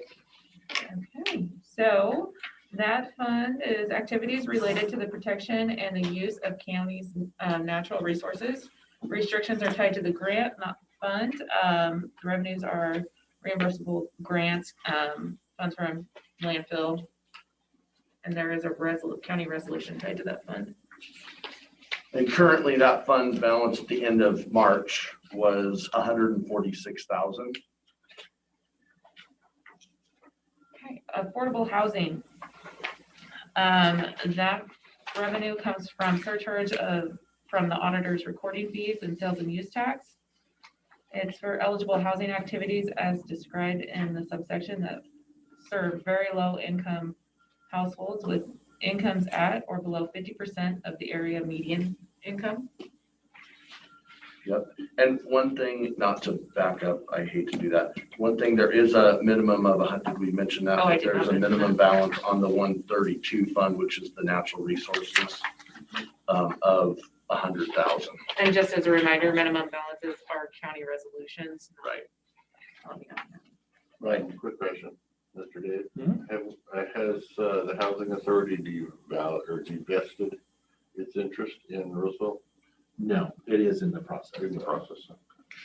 If you want to make a smoking deal on it. And so, yeah, I that, can't guarantee a ROI. We had a lot of ROI discussions this morning, so. gotcha. And that affordable housing fund is at 134 and has no minimum balance. What do we normally use that for? Or is it just accrue until we have a project? Yeah, that one, because I think there's, isn't there a couple different parts to that as far as the dollars as they come in and they have different, it gets allocated to different, some of it does go to WAGAP. The portion, and I may be misspeaking. I don't think that this fund. This fund may, This this is fund the is one- the totally in fund that our goes to control. WAGAP, I believe, is the one that is a 600 fund. Oh, is this? That's what I was thinking. Oh, This okay. is our own fund. I didn't bring my laptop with me today. Right, we can, so those eligible uses, we generally let it accrue until we have a request, a project. We have funded, as you mentioned, the Right. Roosevelt, we actually paid the taxes one time. Eligible that. housing activities to be funded by the county. Yeah. By these funds are acquisitions, construction, rehabilitation of homes, projects within.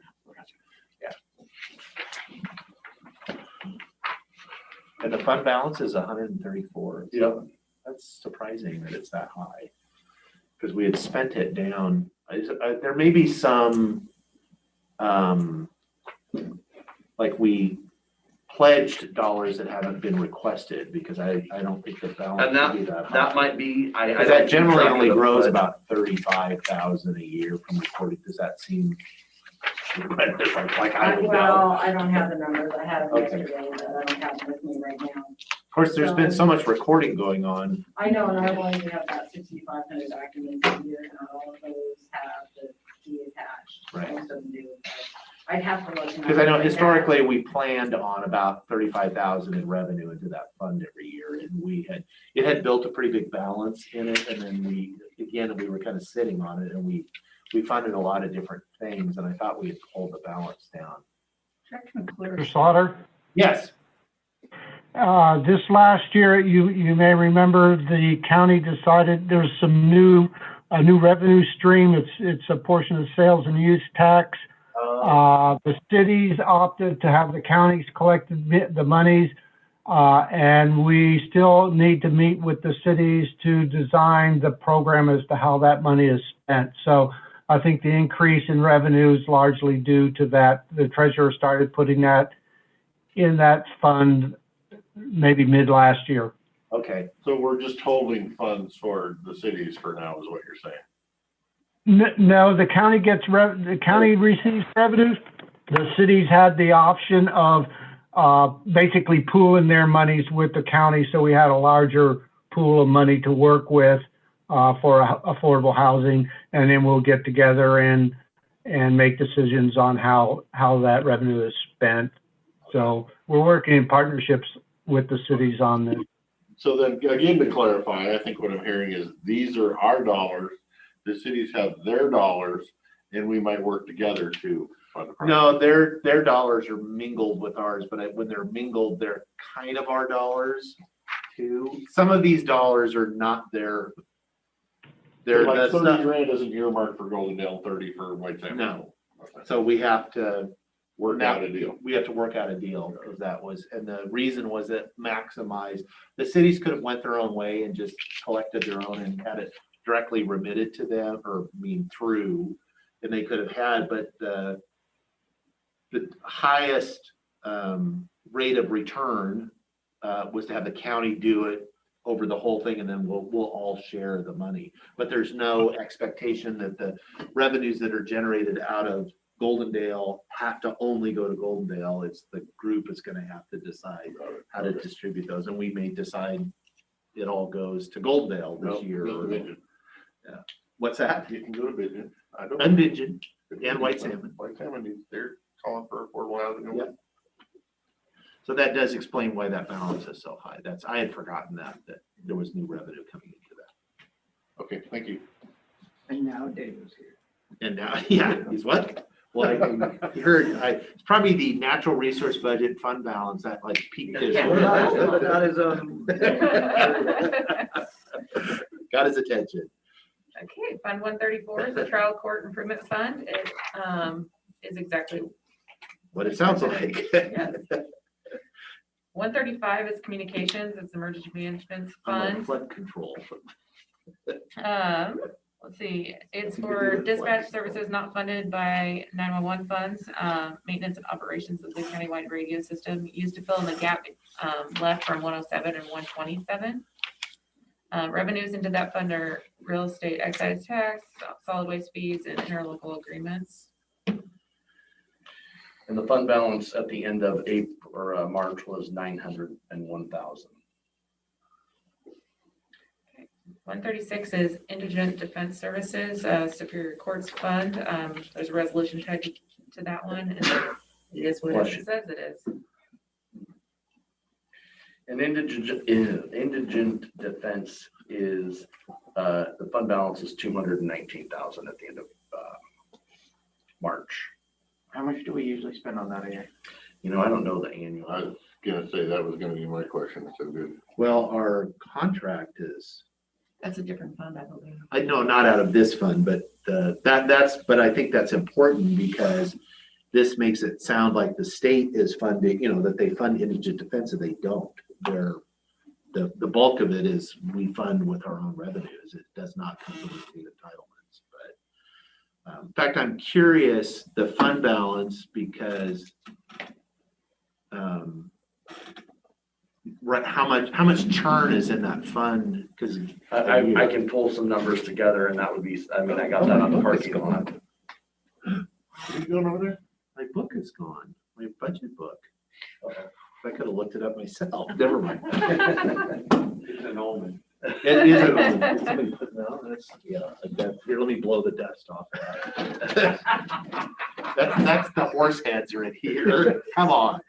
But I can pull, I just have. No, I'm just What I curious. have in here though is just a monthly, kind of the balance as of the end of March, so I can put some numbers together. And It was actually just a test to see how impacted you are. yeah, today is, Right I now. imagine the expenses are down because we didn't have court most of Right. last year, and that might attribute. That to why that balance is so high. Because without the courts, they don't use the indigent attorneys, and so, right?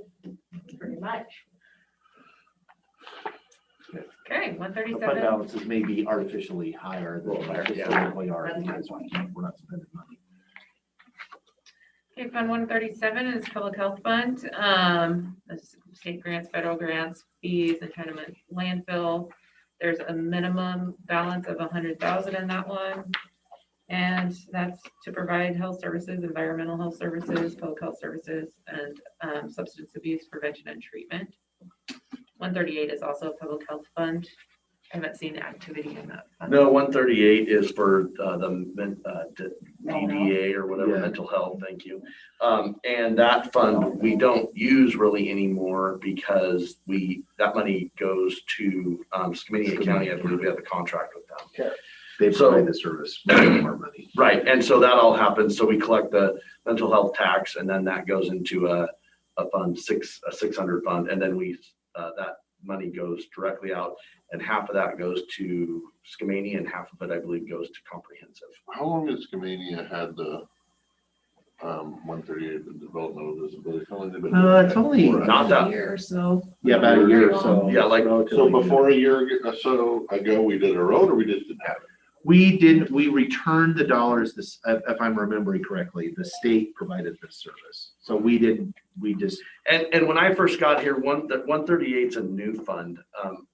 I would say maybe in the last 4 years, because it was all in 137 and they were trying, it was confusing on what was for where and right. so on and so forth. So we built 138 at some point.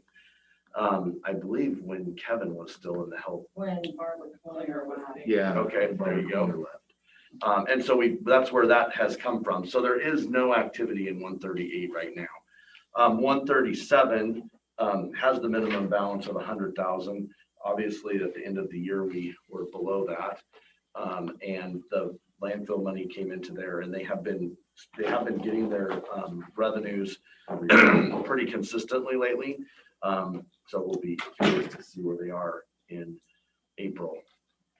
But they're at 500, the regular public health 137 is at $573,000 fund balance at the end of March. And they're paying back the loan. We did their annual allotment out of the landfill got dumped in the first quarter. Correct. And the loan got paid off that they had borrowed. So they're at zero. They have that available to them. I believe we did it.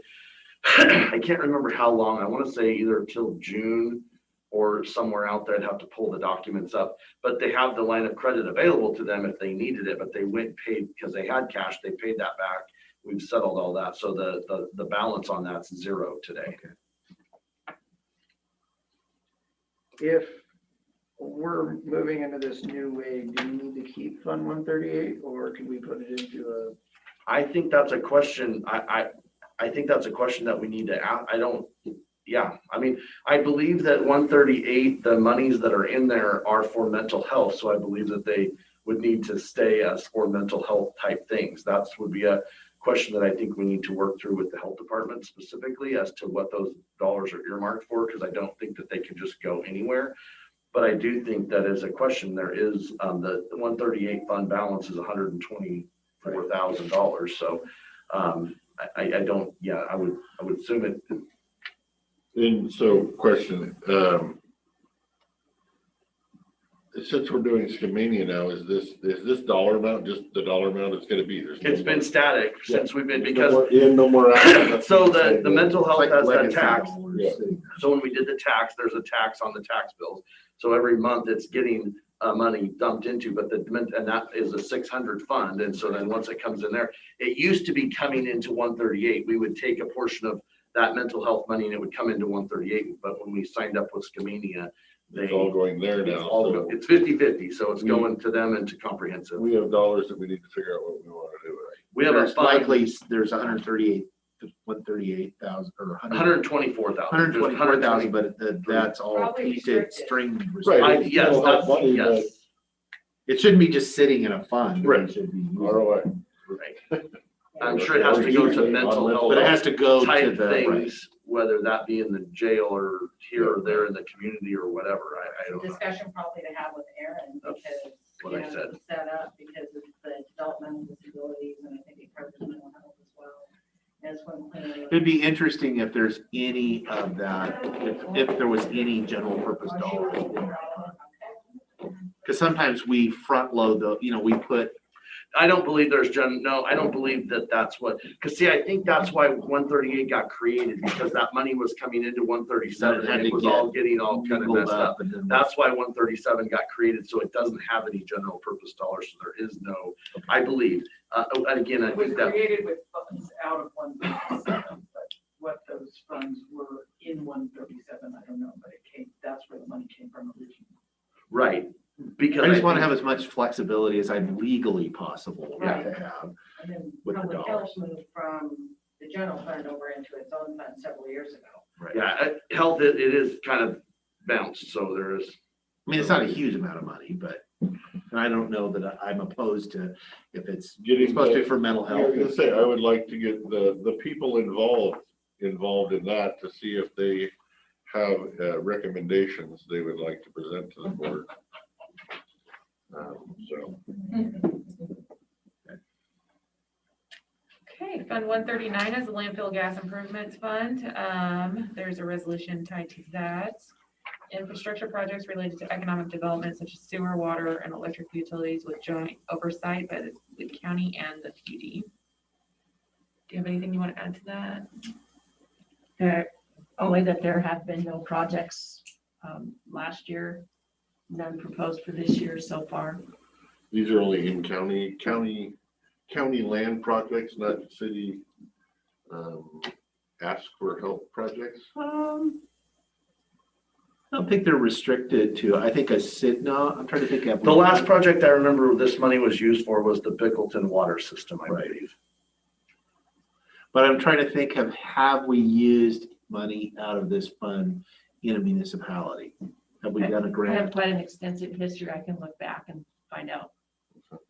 Cause I know there's, I don't think I think it's anything in the county, in the Right. cities or. I know of a new building that is gonna have trouble hooking up to the sewer line, which is why I'm asking. The No. entity would usually probably come Yeah. and present it. I would like to have. I think that follow seems the perfectly entity. fine. I would love to talk to the entity. Continue. What's the fund balance? The fund balance is 62,784. No, Not enough. not enough. Yeah. Ask again. Try again. 139. Oh, landfill gas sorry. fund. No, my bad. Yes, that's the cash balance because there's investment. Because it's investment. Yes, sorry. Yeah, it's like, No, what? I told you, I'm like, Isn't it? so it's about, 918. it's 918 plus 62, so it's Okay. probably about a million and some change. Okay, that's, Or just under a that sounds a little more. I wouldn't have been asking if it was 62. No. Okay. My bad. I was looking at the green line Right, on my I know, sheet. you're all about cash. I I was know. wondering if I lifted up my sheet, and looked at the next one. I'm like, no, I'm looking at the right You have the right number. Yes, there's an investment on Oh, that. I don't have those. one. This is the old packet from. Oh, I have to go get my old one. And Lee does a good job of keeping the money invested, so that's one of the reasons why sometimes the money rolls into the cash, so it's all, Lee does a good job of We keeping try it to invested. invest everything we can and make the most we can. Yep, Make our 11 basis points. yeah. It might be 12 this month. 2 cups of coffee this month. All right. Not Starbucks. Go say McDonald's. Yeah, McDonald's. Yeah, $1 for a large coffee. Well, I'm having a meeting with some of this entity later today, so. Okay, don't make any promises. Okay, 140 is the solid waste fund. Contracted with Republic Services for the provisions of landfill services. Fees, grants, there's a minimum of $100,000 there by resolution. There's RCWs also tied to that fund. And the fund balance in there is 111,000 currently. 142, that's yours, right? Yeah, 142 is, well, yes. REIT. REIT. That is a fund was established in the beginning for the treasurer to get the records electronic. Remind me, read again. Real estate excise tax affidavit or real estate excise tax. Eventually I'm gonna have that, but And that's, No, there's. it was originally used, and Danny used the original funds to put the website together so that the tax information was on the web. Then recently it went back and it's now a fund that I manage with the assessor. So we work together on the dollars for REIT type activities that would help. And the last thing that we purchased with REIT funds was a server. So the server for Ascend, the taxing software was getting old. And so we actually used it to purchase the server. We tried to use the REIT dollars for one-time type expenses. We don't have individual small things. So like if we wanted to do some additional work to the website or change some of those things, then we would probably tap into for improvement. We wouldn't use it for ongoing monthly costs. I do believe that there is like $700 a month, I think, that comes from the state in order to do these projects. So I think we spent, like I say, the SQL server was the last one that we had purchased with this. what's that kind of cost? What did the server Yeah. cost? I want to say it was with licenses and everything, like 25,000, 15 to 20,000. Not as bad as I expected. 102,000.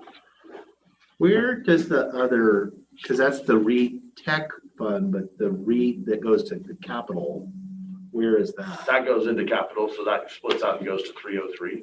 303, okay. And if you, This is the money from the state. It's not part of the REIT. This isn't the split of the 50-50. That is 303 and 135, I think, are the two funds that goes to. So 135 gets a portion of that, which is communications, and the capital 303 is the gets it, capital. yep, at the same point in time. And since we're kind of talking about website, I want to ask another question. What did we spend when we redid our website here recently? Throwing it in. I'm not thinking we need to start from scratch, but we need to expand on the platform we have, so I'm just trying. I would be, I don't want to hold you to it. You can give me the wrong number. I want to say like 50,000. But if we were going to do something and expand, we could use these dollars. No, these dollars are for real estate excise tax type stuff, so Technology. technology. So Oh, we're using it for the web to get the tax dollars and the legal descriptions and everything. So like, I had a conversation with a gentleman who called in the other day. A lot of people see the mapping part out there. Right. And so I'm like, okay, you need to do the mapping part, then you need to pull up the treasurer's webpage and you can see all the, and we are working on looking, like, one of the things we're looking at is changing to a different platform for all that information and putting some, adding some pieces to it. And so we would use those monies to increase the web, what's available on the web for the taxes and the real estate and that. So whole it could be process. used for website just. For that portion of it. And then Krista, and it's managed by the treasurer and the assessor. So Krista and I, when we come up with projects, we would put them out there. If there's something that we could do to streamline, we just went through and brought up Simplify electronically. And so if there was needed money that we would have needed for that, we didn't need it, but if we could use it for that or things for doing the real estate excise tax process, which is the transfer. So it's definitely restricted funds. It's restricted to that kind of thing, but I mean, it's not like it's got to be too, it's kind of, it just has to be in that kind of area. but if you're upgrading the mapping system so that it's integrated to have both sets of information, the assessor's information as well as the real estate information. Krista and I would have to kind of talk about that and see, but yeah. Because I think Skamania County has.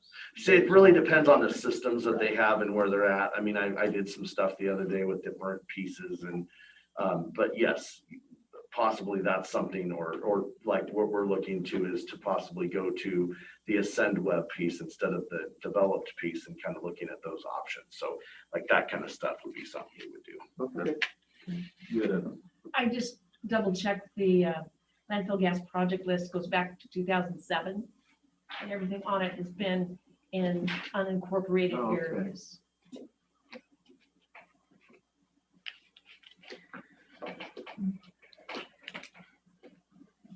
Okay, 143 is the wind farm sales tax exemption fund. Is that your fund? And that's the dollars for the renewable energy of tax that we reserve for the payouts if the renewable, if they get a tax credit essentially, and we have to pay that out through sales tax. 144 is fair So what's improvement. the, before we sorry. move on, since I don't have my little sheet, what's the balance on that fund? The balance on here is 0 because I think it gets transferred to 626. So I don't have the balance Okay. with me because I didn't print all this out all the way through the 600s. Because we used to have it in our 100 funds, but I think we moved it to our 600 funds because we're pushing it out to the. What percentage would you say ask and get their money back? Do they all, or do some of them not? Some of them not. Some of them not, Surprisingly, but yeah. you'd think if Most you, of them do though, and I mean, those wind folks know which projects they have and where they're coming from and how they're going to do it. So I mean, we've paid out. I don't have it with me, but I have a sheet where I can show what we have tried to pay out. occasionally they go whoops and we get to keep the money. Well, I think they go up through it from the intention at the very beginning. I don't, and I think that's the hard part. The hard part is sifting through all the pieces that were there. Like if you remember, we missed the gas renewable project because we thought it was wind related and it was renewable energy. And so that one was one that we had to pay that I believe the PUD received the money for on that. Because it's renewable as the sales tax part. So we reserve, what we have is we go through the NAICS codes of the vendors and we have a handful of them that are wind, and then we take a percentage of that and put it to reserve. And I'm assuming solar would qualify for this as well? You know, I'm not an expert in that. That would be something we probably should look at and see. I have not really read. This is kind of one thing that Glenn got set up and I just kind of because there's different percentages, because that's been part of the frustration of it, to understand how much we need to set aside in the trust, because how they do it, their percentage of the tax credit they can claim out changes. And so it's like, well, to the point where, you know, we discussed about anything that was related to a potentially one, we need to just park it over here because I don't want to spend the sales tax, then have to give it back. Because that's what we're really trying to do, is we're trying to not recognize it as Just actual general fund, current use dollars. Yeah, 100 type fund revenue. We're trying to make sure we kind of set it aside so that it's in a fund to where when we have those come up, we pay them out of there instead of having to just pay them out of current expense. So if we don't know the answer with solar, we're just gonna park it over there. Just to be safe Likely, for now. because it's can get up to almost, I think, even as high as 90%. I will read up on the, I'll be honest, I have not really read the RCWs of exactly how. I mean, I work with the Department. Because I know there's different, because the state, which that's what it is, it's a credit on the state sales Yes. tax. And Like we if they have- use, you know, minority business, it's one thing. If they use union labor, it's they get another, if they get this, they get this. And we don't necessarily know that when we get our check, you know, when our sales tax disbursement comes to us, Correct, It they just don't says- identify it, you know, right. whatever, Lund Hill Solar Farm. It actually So- doesn't say Lund Hill, it says the vendor that worked on the Lund Hill sales farm. So that could be, for wind, for example, Siemens is a wind distributor. So you would have to go to the Siemens portion of that and take that portion of the revenue to the NAIC code. And then you have all the wind tech firms that are in there and you got to take their portion and move them over there. So that's where we came up with this, that we use that code to try to identify what's wind specifically. And that's what we reserve. So we will have to work with them to try to Solar. figure out where solar is and how that would be impacted. Because I don't think it's necessarily the same as wind. Yeah, There's some that are, you know, because I know there's some things as far as on the panels, if they were manufactured in Washington State, it's one credit. It's If one it was number, if it's out. US, it's a different number, or if it's not, then it's not, maybe it's a different number again. right. So it is. And we're set up to actually, we pay the state, we just write them a check.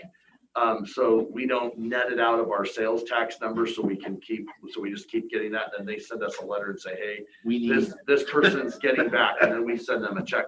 Well, that way there we can stay whole on where the pieces are. It's just an easier record do you keeping. think, is the state doing the same thing? I do not know how the states. I Because it'd be curious, because they're going through the same formula, they would have to. And you know, can we learn anything from them?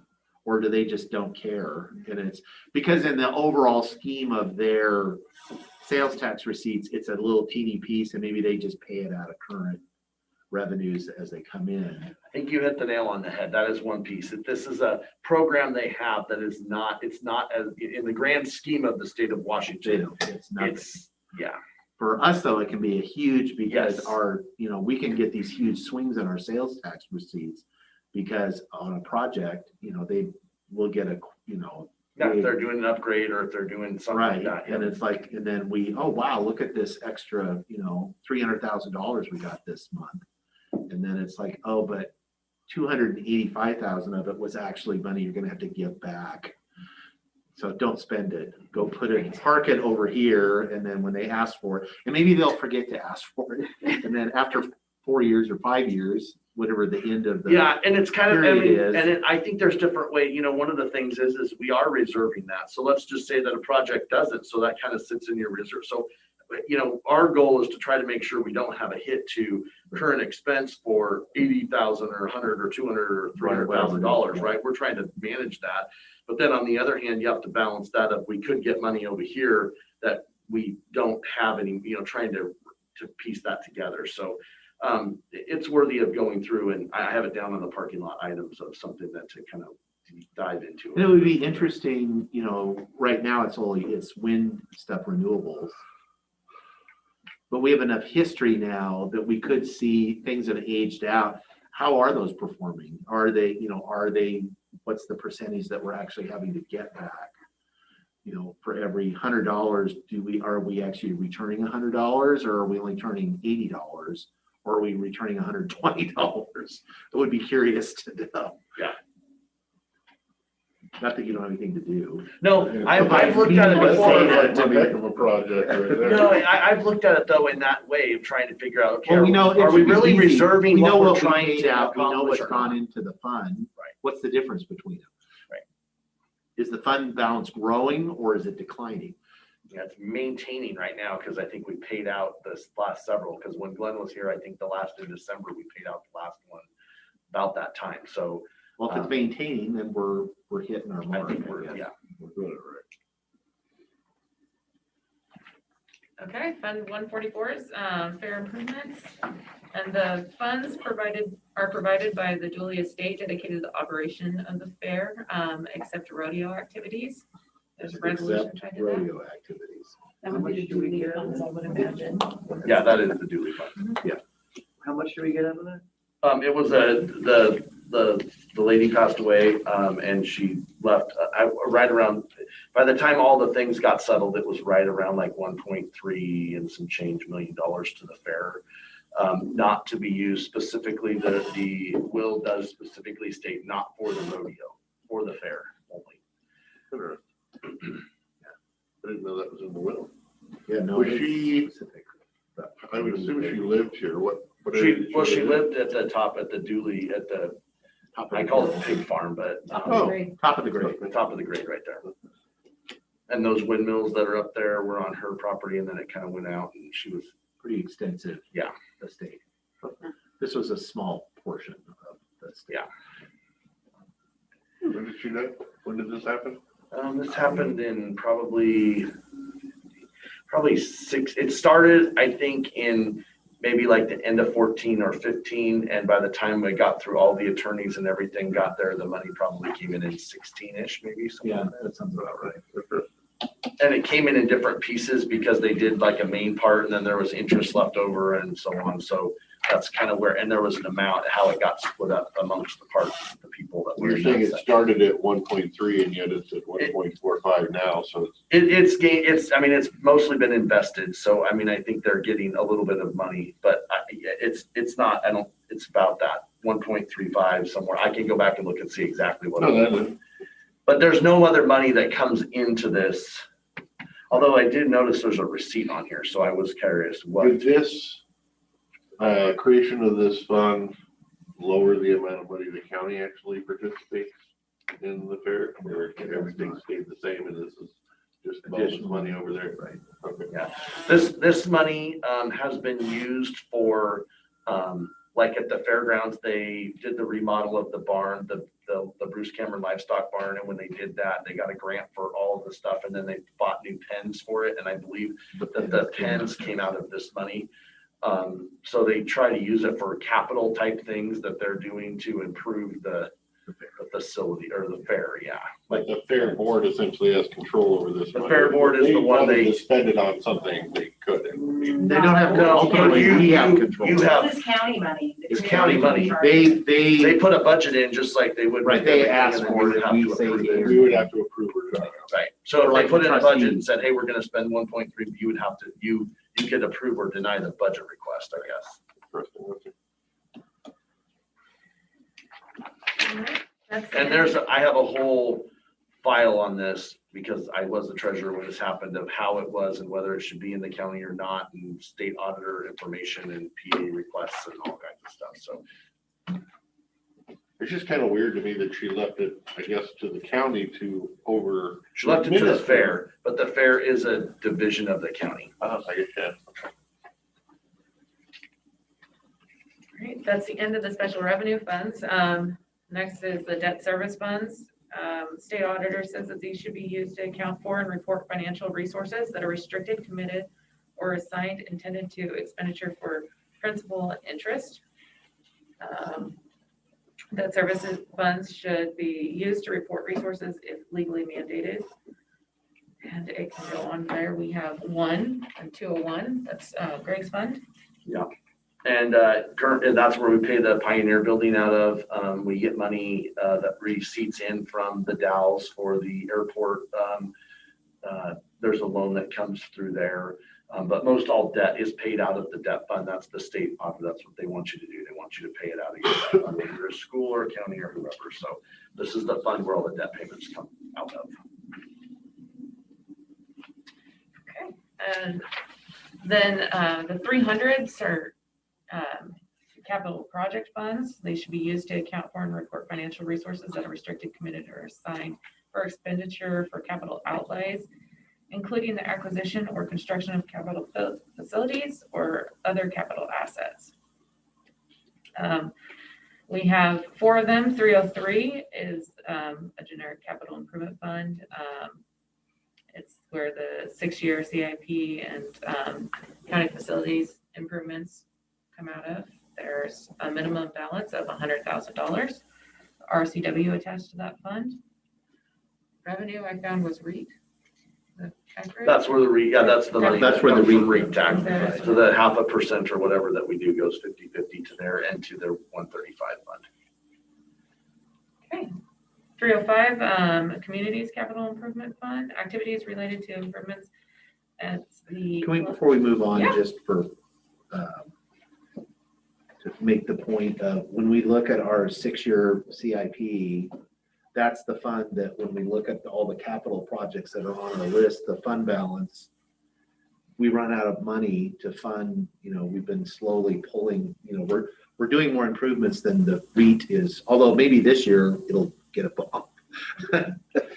Maybe that'll help reset it. And so that is, it's important in that we're going to have a discussion in the next couple of years, because the lines cross as far as all the things that are on our plans for, a new this and a new that. We run out of money to pay for it out of 100% out of REIT. And that is the only dedicated funding source for those, unless we use landfill dollars or something else to do that. So it's. Yeah, and that fund currently has a balance of 376,000. Right. And it looks like, my guess would be that the REIT money is probably in the area of about 35 grand a month, or was in March, so. If we're spending 50 grand a month on average and we're getting 35 in Right. income, there's a future problem.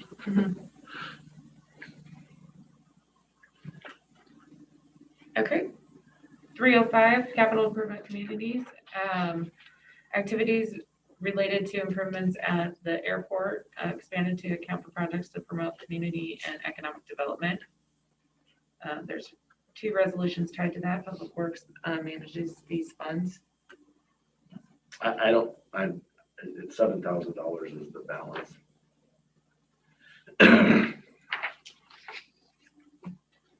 306 is the radio system, countywide public safety radio project, capital expenses related to the construction of the radio system and dispatch center. There's 1 resolution tied to that. And the balance in there is 573,000. 307 is major projects. That's where the county services building, the new building is coming out of. There's a resolution tied to that. And its balance is 277, and it goes, we're pulling cash and managing that budget. That is the end of the capital project funds. Next would be the treasurer's funds, the 700s. Actually, there's 401, the 400 enterprise. Oh, ones. proprietary These ones right funds. here. Okay. So let's go through 401 and then the 500s. So go ahead. 400s are enterprise funds, and the SAO has noted that these funds may be used to report any activity for which a fee is charged to external users or goods or services. Enterprise funds are required for any activity whose principal revenue sources meet any of the following criteria: debt backed solely by a pledge of the net revenues from the fees and charges, legal requirement to recover costs, and an enterprise fund is required to be used at the cost of providing service for an activity, including capital costs, must be legally recovered through the fees and charges. So what do you use 401 for? So that's where the Dallasport Dallasport water or Dallasport wastewater facility is located at. And we did have the gun range set up in there, but it wouldn't support itself, so it had to come out. So 402 that's on this list isn't. It's not, it got, when we did the annual report, it has a cash balance in that fund, but we need to finish the journal entries to get rid of the cash that's in that spot. So, but the 401 fund of the Dallasport wastewater facility is set up for that, and that balance is 308,000 that's in that fund. So is that where we put the connection fees go in that? Yeah. It's all Everything, stays, yes. all stays together in that fund. But the thing is, though, I don't know that does the connection fees get paid to the county? Don't they get paid to the PUD and then all that And then money the gets remitted? PUDs. So there's only like once a month or every But so they do often. the There's a, true up of right, the- and it's a messy Yeah. calculation. It's ridiculous. Was that the long-term plan for us, Dallasport wastewater and PUD to have this little thing?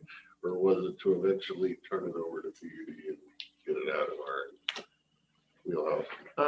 Well, we couldn't, because the bond payments on it, which the last one's this year, or actually, that's not true. There is another little. There's a small one, but the There's a Public small Works Trust Fund Public Works dollars, Trust it Fund. got funded with Public Works Trust Fund dollars and State Revolving Fund, which none of, I don't think either one over there anymore. But my understanding in talking to Susan, that those funds, we had to own the project and everything through the end of, while the loan was out there. Right. And they were at 0%, like 0.5% or something, very low interest. So it never made sense to do that. But now the project isn't. Right, that was my question. Right, and so the What was idea the was- long-term? Would be that the county will divest of it because we don't want to be in the wastewater business. And so, but we couldn't until the We couldn't last until payment. next year. But Right. that's out there.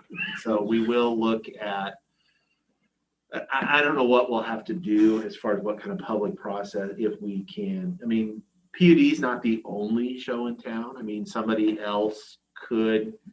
Yeah, how do you do that? Exactly. Get the public funds to the PUD, right? So Right. how do you divest of it? How do you what now?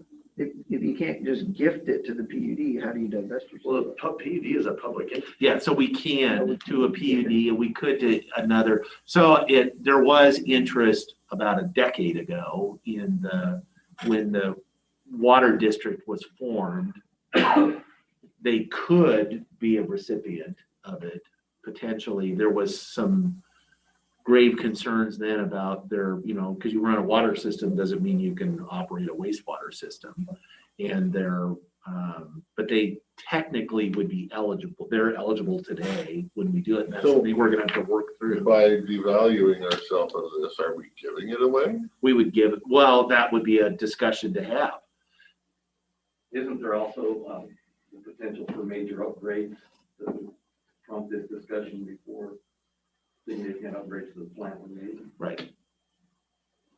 And that's gonna have to all be part of that conversation with it's a huge asset. Right. And that's why it's a public asset and it has to go to another public. So you're giving the public's resource. And this is a real challenge at the end, and Brenda can speak to it from a balancing perspective of the end report. Yes. 402 is really So difficult. it sounds like this is gonna be a mess that we're gonna have to discuss again next year. Yes. Potentially, or although we can continue on, I don't know that our agreement with the PUD, I don't think that has anything to do with it. It's more of the direction. I think I would say that when the budget was presented from Public Works or on different things, I know they have projects that they're wanting to put in there that Rob had brought up. I do believe that the rate structure needs to be relooked at as far as supporting the system. I think there's some pieces. That there. work is going on now as far as So that, the yeah. rate, because the rate, we can't change the rates without having the data. And so that was, we started that last year, which I think we'll have that We'll come, information. yeah. And we're looking at expanding the service area to include Murdoch, because the recommendation is Murdoch needs a wastewater, we did the studies to look at its own standalone versus, and the most economical was to tie it into the existing system, but it's not in the service area now. And so that has the service area has to be updated. And so that's ongoing right now. Fill that out there. Right. So, but ultimately, I mean, it's like my personal opinion has always been, I don't want to own and operate a wastewater plant. That's not, we don't have any other ones. Well, we're not gonna be getting any revenue from it, but we're gonna be the ones paying to upgrade it, so. Well, we don't necessarily, that's not, that's the discussion. It'll be the negotiation when we say we go to with the PUD is their ask is going to be, yeah, you fix all this stuff, do all these upgrades, spend all your money on it, and then we'll take it. And then you'll give it to us and we'll operate it with all this improvement. There's going to be some give and take there, because we're giving you a $20 million asset, not 20 million plus another 500,000 for upgrades. So that's the deals, if that's the deal. And, But as ultimately, far as your thought process, the only people that are eligible is Dallasport Water and PUD. yeah, unless another entity could, I mean, the system was operated, we owned it, but it was in the early years, it was operated by Bingen, the city of Bingen, because their operator that ran the wastewater plant in Bingen split his time doing that one and doing one at Dallasport. And so I suppose it's conceivable that a municipality could, although generally it's like they don't want to be, why would I run a system that's not in my jurisdiction? So I don't know, City of the Dalles. Well, that's, Come over and run it. that brings up another question. I mean, it's I'm assuming- possible, I'm but assuming it's, Dallasport has no intention of becoming a municipality anytime soon. if I would give them a wastewater plant as a parting gift, I would support that.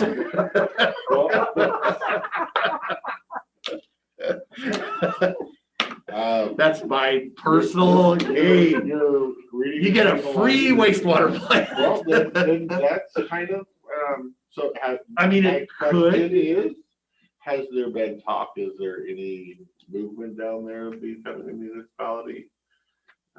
Could this be a carrot? The first question would be is, I think there's state requirements on minimum population to incorporate. I don't know what those numbers are. I don't think they meet the threshold now. But it could be it's clicking. Good. I heard the clicking clack. Come on, that's good. But yeah, it would be, I mean, if they were a municipality, although the question would be, do you want to gift a $20 million asset to a brand spanking new? Could save you money in the long term.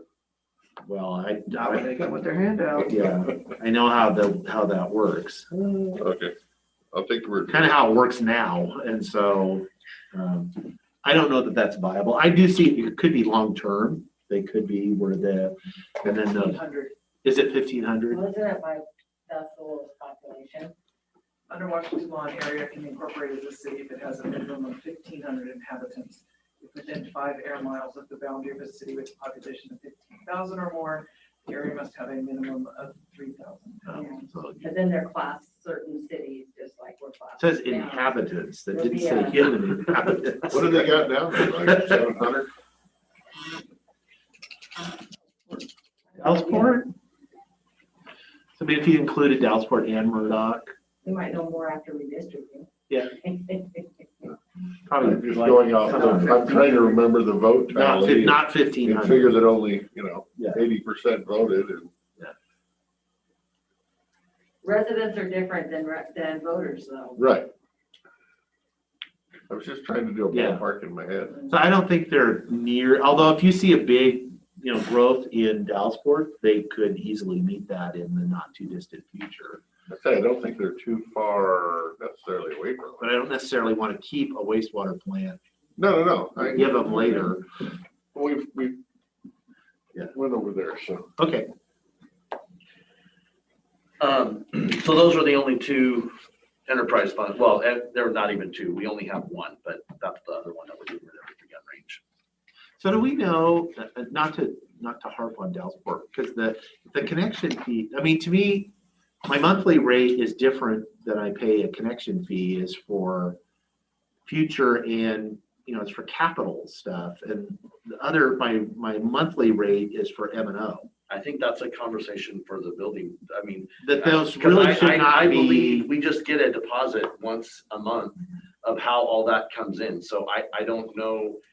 I think that's part of the thing with all, I mean, there's just a lot of parts and pieces. So that would be a question that. well, and again, it's only relevant if I'm running the system and I don't want it, so I don't really care. Yeah. So never mind.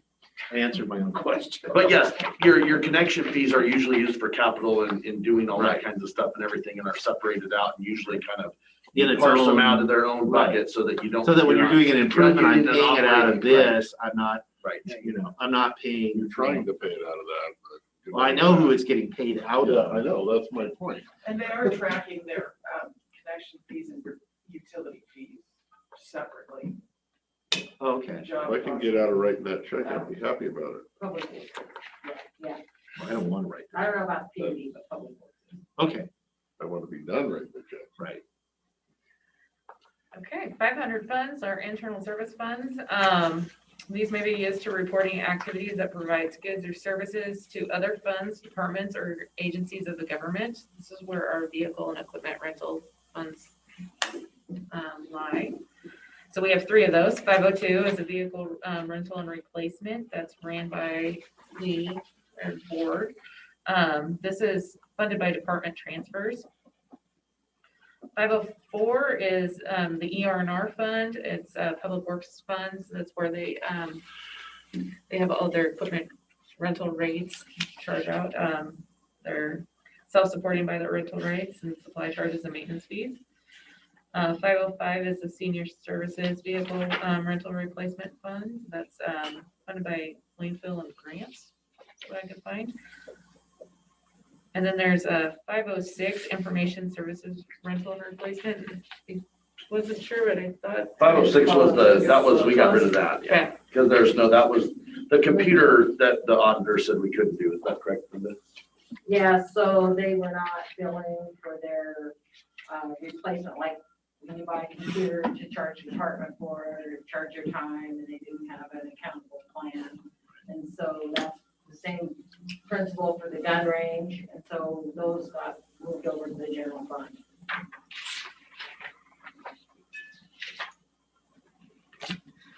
Okay. And then we have quite a few 600 funds, which are all fiduciary funds, but I don't think we were gonna dive into those. We were not going to. I don't think, there are a handful of those that do impact, like the mental health one, but the money comes in and goes out, so it's not, it goes to the places where it's supposed to go that you guys have resolutions to. So we had only went through the under 600 funds. The only other fund that's out there, which we did talk about, and she brought up, is the 700 fund that we use for residual investments, and that's the other one, but it's above 500. Could you just point of information, the county timber tax account, so fund 643 and 644, the tax reserve, is that the fund that the So The the way that- timber tax goes in and then you No, apportion it from doesn't. there? No, there's a reserve amount that's required by the timber tax. So they give us a reserve amount of what the reserve needs to be. So we have to have a timber reserve that comes What on do you the do with calculation sheet. Huh? What is that for? I do not know the answer to that. I can ask and look into it. When I do the calculation, so the way the timber tax works for the treasurer's office is we get the timber calculation from the assessor's office and they go through all the gyrations of it and they list out which districts all that dollars will go to. And then we have an amount that says, okay, you gotta have this much in the reserve, and then we just put those amounts in there because that reduces their levy. And that's what's in the I think it's six, I don't have my fund list, but I think it's 644. Okay. Just wonder what its function is. I'm assuming if there's less timber tax, then maybe they would dip into the reserve at some point in time, maybe, I don't know. It's been very consistent to be the same since I've been doing it. Okay. And you fund your reserve first, then you fund tier 1, then you fund tier 2, then you fund tier 3. Since I've been here, we've always actually had excess of the 3 tiers, which then spreads back over tier 3. So you don't increase your reserve.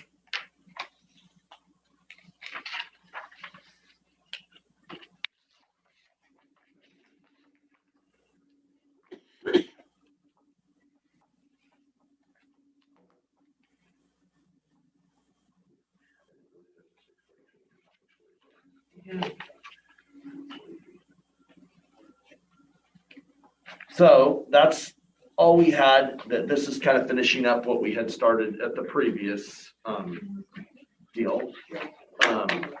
And so we weren't sure 100% how long that would take, just about half the time. And so one of the things that we had was some expense discussion. Brenda has some items if she wants to cover those now, and I have some items that we could cover too if we want to do that. What order do you want to go? You go ahead. Nope, you go ahead and I'll.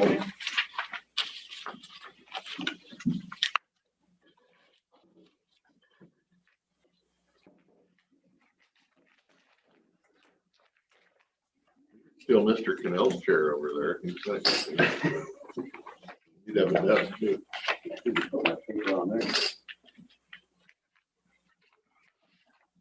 Great.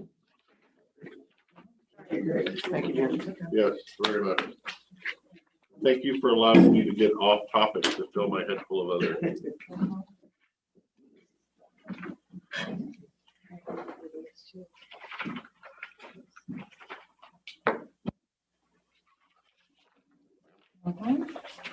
think got my name on it. You spelled it right. Hard to do. It's hard to spell my name right. So this is gonna be at a high level. Let me go back to it. Well, one thing was I was thinking I was all on the 20th, so I kind of pulled this together quick. So it's gonna be high level and we'll start off questions, whatever through. Before anything comes to our office for payment, whether it be payroll or this chair sinks, is that right? Yeah. There you are. Just Yep. slowly No, rolling no. I was like, Jen, is this a direct? Okay, all right. That's a little lever on the right. Yeah, I know, but if the gas cylinder is broken, it'll just go down again. It's like, okay. We have to have a signature authorization from each department. We send this out usually in December. Some directors and electeds want certain people authorized to sign both or just one. So that's just kind of where we start. And this kind of keeps us on track for people spending money out of other people's budgets when they're not authorized to. Except we found one slip through, didn't we, recently? It's one of. I guess I have a question. Okay. People spending money out of other people's budgets, like cross departments? Yeah, so I'm not authorized to spend out of your budget. Right. Yeah, that's happened before. We stop it. So like with the It should be on coronavirus, accident. Sometimes not. with the coronavirus funds that all went into 125, which is your Yeah. fund, but was essentially being administered by Dave McClure for all of those small business loans. They would generate the invoice batch to come for payment, but Lee would have to sign off on it. Right, So you have to authorize their expenditure from your fund. Right. And that's fine, and that's why I agreed to that. There's been money spent out of my O&M and other things, and another thing we need to look at is the affordable housing, that email from yesterday, I was looking at it. Mhm. So it's listed in Kayenta as a commissioner's fund, economic development pays it, but it's listed in public health for budget workshops. It's like, Well, that's because it started out with the commissioners and then it went to Public Works, and then when Kevin retired, it went to. public health, yeah, Yeah, public yeah, health, sorry. okay. And then it went to economic development. Right, but I'm just saying Yeah, that, that I just saw changed. that when I went through that whole thing yesterday, and I was like, oh, we need to like, look at this, so. So for the most part, people try to stay within their own, but sometimes if they think the project's authorized and they're in charge of the project and the money is supposed to come from somewhere else, they'll just send it through, and then, yeah, it's like, hey, you've got to go get so-and-so to sign off on this. Well, why? Because you're not on this. That's their budget. So that's kind of our check and balance there, whether it be payroll, whether it be AP or whatever. So how, just for curiosity's sake, I mean, your folks see they have a pretty good idea when they come in, but how do you not check each one of those to be sure? Unless it's flagrant, it goes through. It's just like what happened on my O&M years ago, you remember. Right. There was a I know, project. obviously you do as well. And I didn't monitor my budget reports, or I would have caught it the first time, but it went through 3 times. And the statement made to me, well, how am I gonna pay for this? Well, you generate the invoice and the batch and bring it to me and I'll sign off on it too. Well, that's not gonna work. Why? Anyway, but that's what we did with the 125 fund. So somebody else is administering it. More to this that I just. But the custodian of the fund is the one that really needs to have their initials on it, Right. acknowledge it, because I don't want to get caught in the middle of that web. Right. Plus, legally, pursuant to statute and bars and all of that, that's how it's supposed to work. Generally, if it happens, it's, 2 numbers have been reversed. Yeah, right. So like So it's a 5, mistake. 5, 2, Right, 1, most 5, times, 2, but there's right. been times that not. So, and this is one of the times with 125 where we made a specific exception and spelled out why and how. Because I'm not gonna allow that to happen. Just not gonna do it. So, okay. So the budget, I used yours for an example, just 1 page. These budget reports I have on the bottom for the commissioners. Not everybody's copy has where the budgets are located. These reports are run after period end is completed for payroll because it pulls in the prior month's pay period. So if I ran it, if it was run January, the first of the month, it would not include the last payroll. So say the payroll's on the 10th, payroll gets run, the ACH gets sent the next day, period end is done. And then all of those numbers are put over there, and payday is the next day. So after period end is done by payroll, then these reports can be run. Sometimes they're not run that same day. Sometimes it's a few days out there, but, and as you go through, I picked December on this one. You'll see that how much is left. Usually in a month, it's, of course, it's simple math. You divide the 12 months, it's 8.33%. So per month. So if they're over, they're over. If they're under, they're under. And the line items, okay, so salaries and benefits, those always have to stay within what they're budgeted. But if you go over in a bottom, in any of the other bars codes down below, as long as your bottom line's in the black. Now, if you're, So how do we, because, and I know that's not Mhm. news to me, but that has been can be frustrating for the board where, you know, we put numbers in those, in the budget process, and unless we're paying attention, we don't really get any notice, because again, things run as long as the, like, you know, we've given thought to so much for this category of thing, so much for this category of thing, and if the department head blatantly just like, I'm just going to reallocate all this stuff, and I'm going to double the number in this line, and as long as it doesn't, I don't go over my thing, then it doesn't really come to us. So. And I know that this isn't, you're really, I guess I'm just. Well, I'm just it kind of, commenting it more is, than but it's anything. not, because we don't care if the bottom line goes, so long as bottom line's in. Right. But the salaries, they're gonna run no matter what. Right. And No, I'm not talking about salaries. I I'm know, but talking about this other stuff. okay, in between.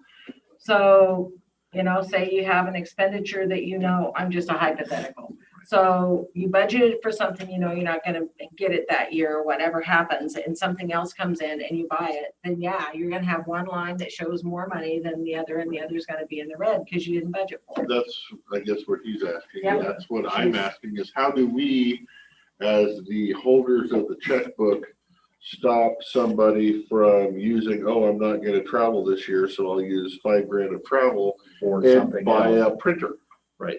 Especially the printer that I asked for and I was which you did told not no. receive. However, if that much money is gonna come to you, Well, it purchase is. order anyway. Right. But anyway, Jen.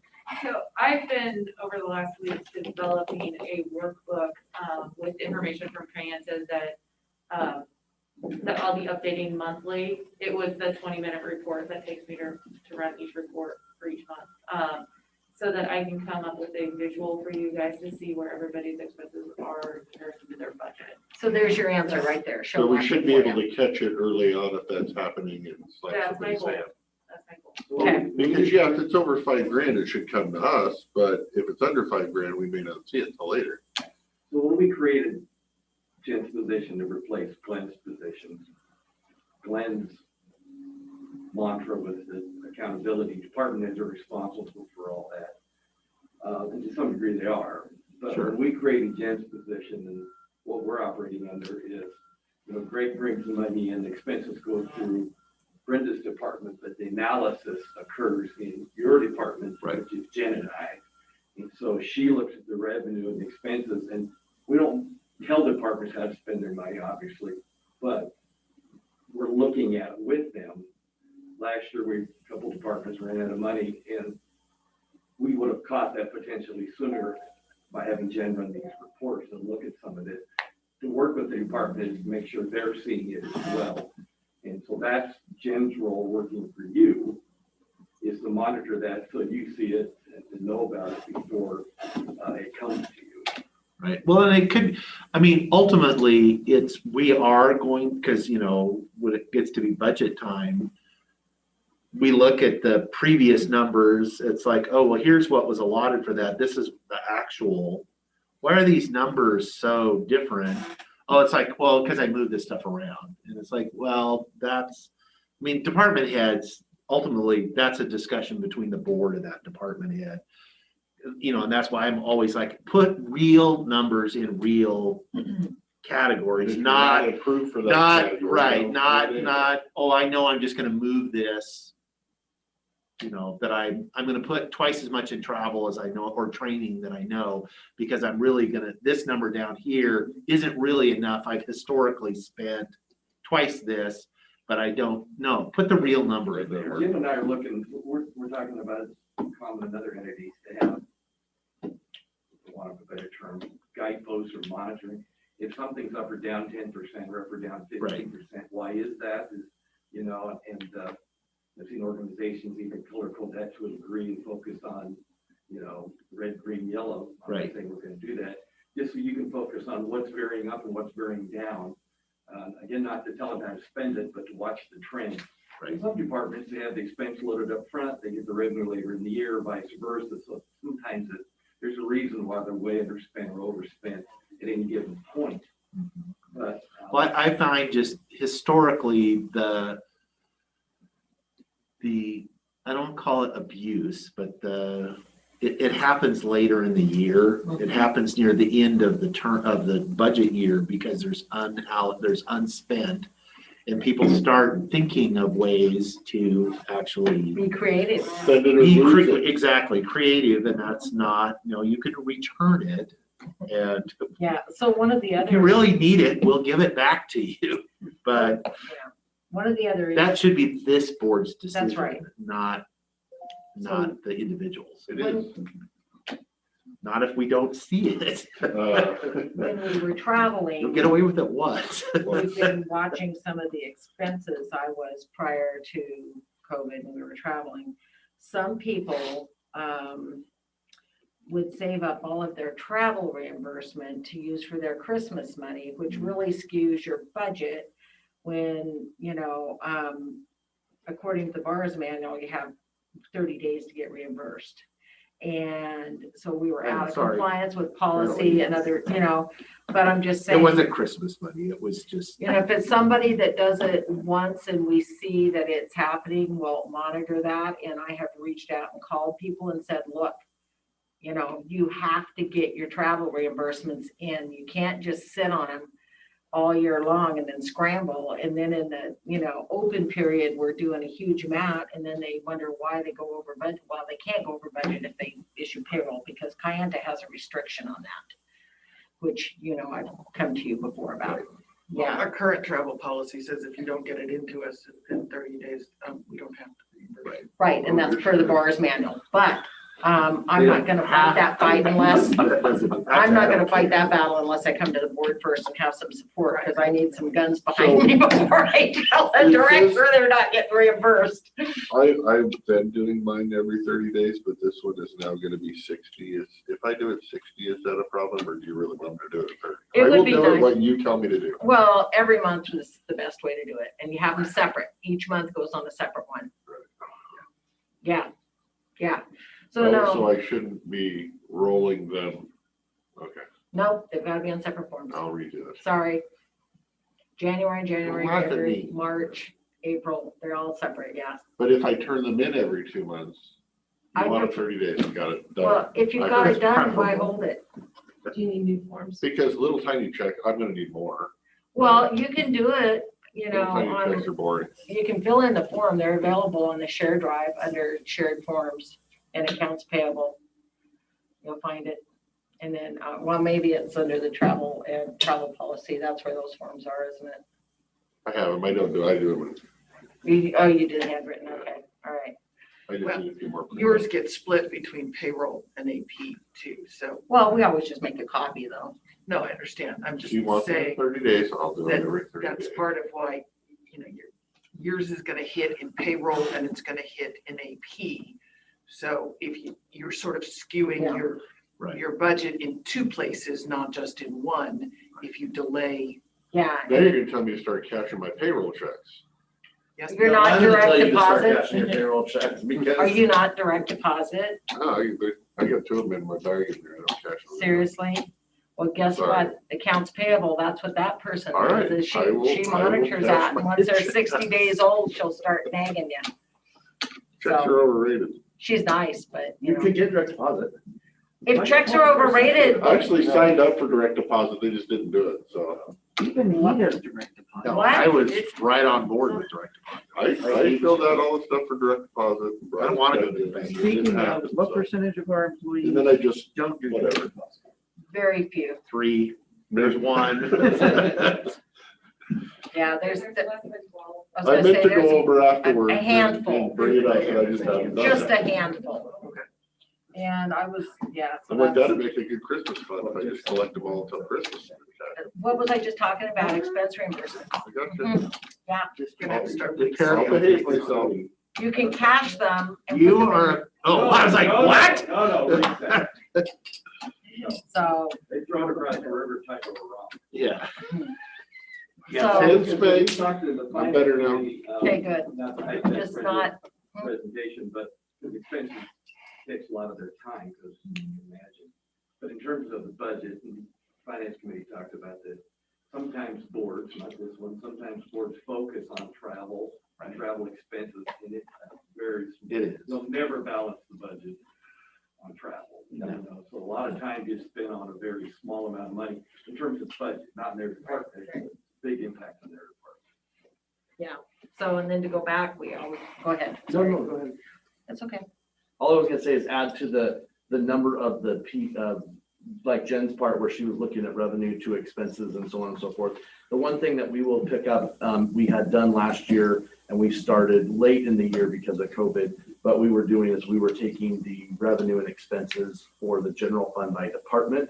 And I will present that to the finance committee at the next meeting. So we'll have 4 months. We did it in January and it was just such a small number. But where we're looking at it for is not the revenue versus expenses, but we're looking at it for the revenue or what the cash impact is going to be. So like, for example, we look at it and say, oh, we're typically 90% of expenses or however, or what the revenues are. So we can kind of see an idea of where that is. So if we're short at the landfill, for example, and then we aren't going to spend as much, then those kind of things balance out. So you'll start to see that we take the general fund and we break it out by every department and just look at the gain and the loss, which is another part of it. But we use kind of the same numbers in the treasurer's office for a completely different purpose of cash management. And I think I'm glad you brought that up. And I think what Jen and I are looking at is budget actual, budget the last year, monitoring that, looking at both pieces, how they're spending their money. Well, and one of the things that I mentioned in our last workshop about these reports being different than Greg's cash reports is like the fact that we run these reports after payroll is done on the 10th, which puts the expense in the previous month, but Greg's cash report for the previous month isn't going to show Right. the payroll hit. So you That's really right. have to take the two pieces as a whole if you want the whole picture of where Where everything that is. And that's, Go all cash. That would be awesome. that would be nice if we budgeted all cash. I would like that, but that's a different discussion, right? Just saying. So, there's, we have an outdated AP handbook that we were working on before Kathy left to update, but that's kind of what we go by. We try to be very uniform and equal across the board in how we handle expenses. If it's an advertisement, it needs to come out. This next sheet shows you where these classification of expenditures are. Sorry, I didn't move on. So is it an office supply? Is it, communications? Is it your postage or is it, an advertisement? And so we try really hard and sometimes we have departments that disagree with us and we're not the most favorite people. They said, well, that's not where, this is where we could get off, Dave, to your point, is if they budgeted something totally under 41 and it's supposed to be at 42, they're going to pay for it all out of 42 and you're going to see that offset. Because if they're clearly spending something that's totally out of the category they're supposed to spend it in, I'm going to call them on it. Okay. So there is some. yeah, and Because I can get it in general out of the monthly budget report if there's, but that's pretty high level. right. And I do have some transaction details posted out there, but I could do a general fund transaction detail and post out there too. Right now I have expenses and revenues. I have the VR&R transaction detail, don't I, Lee? Don't I have that on there? The VR&R and the 125 Yes. for transaction details. I think Marty wants weed out there for transaction detail. So, I could do a transaction detail for all of the general fund and then all the other funds and put out there for you guys to look at or whoever wants to look at them. You've got your big transaction detail there, Do I have one on Oh, there? yeah. Okay. because that's where I get all my. I'm others trying to are. think in my brain how the tree goes. It's there. Okay. And I'm assuming these are posted on the drive I don't have access to. No, you should have. It's on the shared drive, under forms, monthly budget reports. So, but that's one Not that thing, if they, exclude Commissioner Christopher. fund Well, there's one drive. drive I don't have access to. So super secret. Yeah, it is. It's the top secret one. I forgot. I should not have brought it up.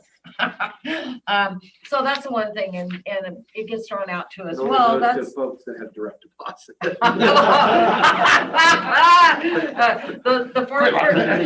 The forms for direct deposit are out there as well under the HR countywide, if you want to go there and get them. But if somebody says to me, that's a common thing, or to our office, well, I budgeted under such and such. That's okay. From now on, we're going to pay it out of this bars code. And you will see that shift between the two, you know? So that's, do you have questions on these classifications, or you need to look at them a little more, or? Thank you for that. That's really nice. Yeah, I had no idea this This is was. your wheelhouse, but each person should probably be handed this when they start doing their budget every We year. provide it to the new people that come in, because this is available in the bars manual.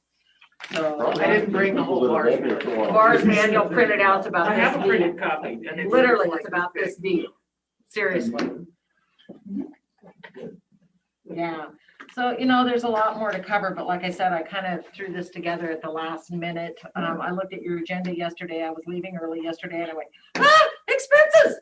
I thought it was on the 20th of May. So I kind of tried to pull something together, and So are these, this is out of the bars manual, if that's where these categories came, so the numbers are the numbers they came from. Okay. so we try to be fairly consistent with how, you know, things are charged.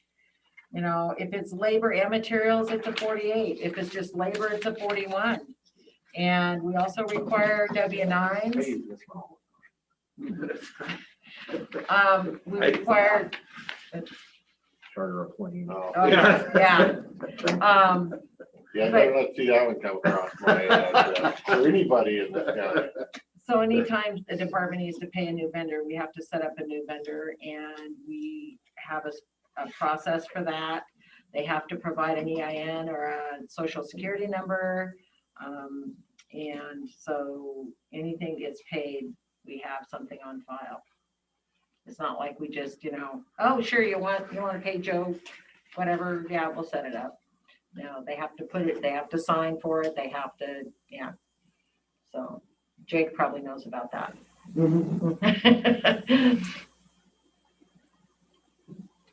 Go into a lot more detail when we come down and talk about the annual report more on my scheduled time next month. But so I don't know what else you might have questions on. I'm happy to address anything you have. This is great. Thank you. Yeah, no, I'm good. I've been scolded enough. Yeah, I wasn't scolding you. I was just telling you how it was. If you have a guilty conscience, that's on you. That's on you. And it really helps staff to, like, when I reconcile the budget, because I'm also projecting what are we gonna need, especially come that second supplemental. It's like, okay, I'm guesstimating, are we gonna have enough? Am I gonna need a supplemental? I don't wanna be a department, your department, at the very last, calling Jen and Rob and saying, I'm out of I'm money. out of money. That would be a That would look bad. Yeah, It happens. There's been Yeah. multiple Oh, yeah. departments that have done it. Yeah. that'd be a bad role model right there. So, yeah. We are not gonna do that. And then you'd point your finger at me and, well, you've got to check in 8 years. So, Well, once it hits the expense side, it hits. Where it's gonna affect, if you don't cash it, is Greg's side with the cash. Oh, that's all? That's And all. eventually we cancel those warrants once a year. Yes. Yeah. Yeah, they do. I've had it done to me. But the kicker is then you have to fill out a lost affidavit form and you have to sign it and get it notarized. I had to jump through hoops to get repaid, yeah, so. I'll just drive to the bank for you. Yeah. So, Or take him up the direct Here's a question for you from last year, now that we're all finished off, 4,300. How much did we save the county by everything? Nobody going to change, nobody, like, overall? well, I don't know. I'd have Is that to, something we can pull real quick to see like what our? You'd also have to look at your 4900s because registrations for conferences comes out of 49. The travel is the only piece that comes out of 43. It shouldn't be that hard. But doesn't other things? I say it's someone that doesn't. Yeah. believe I it. can try to have that information next It time. should be a significant, well, true. But I mean, even just in ours, if you look, this one that you provided was run in December, so That's it was why I a was year. looking, so I was Yeah, there was a looking at huge hours. unspent, But then And that's if you- where I think a lot of our dollars were when we were looking at the cash balance of how that would come from. So the other thing that needs to be considered on the savings for travel and registration is the fact that everything was done by mail. For us, our envelope expenses just skyrocketed because everything had to go by mail, everything. So postage so was postage was way up, skyrocketed. probably. I'm not looking at it, but I would bet that it was way over what I budgeted. So that's again, where, you know, there's circumstances that cause numbers not to be what they're budgeted. And there's a valid reason for it. I think insurance was one of those last year. Oh, yeah, Everybody Lee hit us was with more insurance, I'll tell you. expensive. Yeah, yours was, where's yours? Yours was over, I think, on it, yeah. But a portion of that comes from 4,900. Yeah, commissioner's insurance was Well, it's a 6% big- it's a big- in the whole. Lee, I got a question. Yes. Advertising on ours, what is that covering? Is that just covering the notices that we put in the paper or? Yes, We didn't do anytime we put an ad We in. never there, went when anywhere. we put that ad in for appointments. Here, We advertise for public hearings and different things like Right, that. but is the stuff that we put in the legal I don't go section, to- It's all out of this, included. in all of that it. now. is it only ours or if the planning board is having a meeting that's That's coming out of theirs. planning? That's theirs, advertising? yeah. Got it. Or if you advertise on the web, online, like I've done for my open position, like how many times I've done it. Yeah, I've done All of that comes out of 44. Just because it's not newsprint doesn't mean that it's not Right. advertising. Right. Yeah. So, and a lot of times people get their 4,200s for communication and their leases, if they're leasing not leasing or purchasing, whatever the phones. We've had people trying to pay their phone bill out, cell phones out of 4,500. That's happened. I don't know if anything recently, but I remember it happening a few times. I thought that's a stretch, but whatever. I said, no, 4,200. So, Well, or stamps. Stamps are 42, but they put them in 31 as supplies. right, that's a common. okay, that clearly, you could make a They just don't, you know, we're trying to be as consistent as consistent, possible. right, so everybody. So, yep. And I'm sorry I didn't have more to fill up the next half hour, but maybe Greg's got something. I don't have anything. The only thing I have is if we wanted to, I could go through what I have started, which is the report for the general fund expenses, which I was gonna hand out at the next, but I was gonna bring a copy so we could talk about that if you guys would like to do that. Well, we've got some time. Sorry I didn't take up all the time. Oh, no, that's never a Trust me, the apologize next for that. time I will. Thank you, Brenda, Heather Hauser.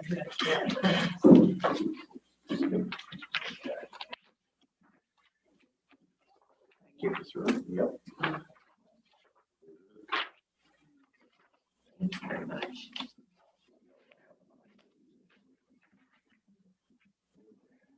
Thank you.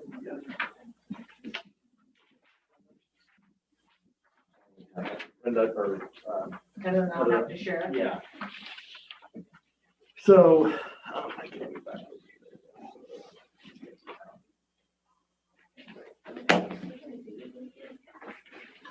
So this was one of the things that we used last year.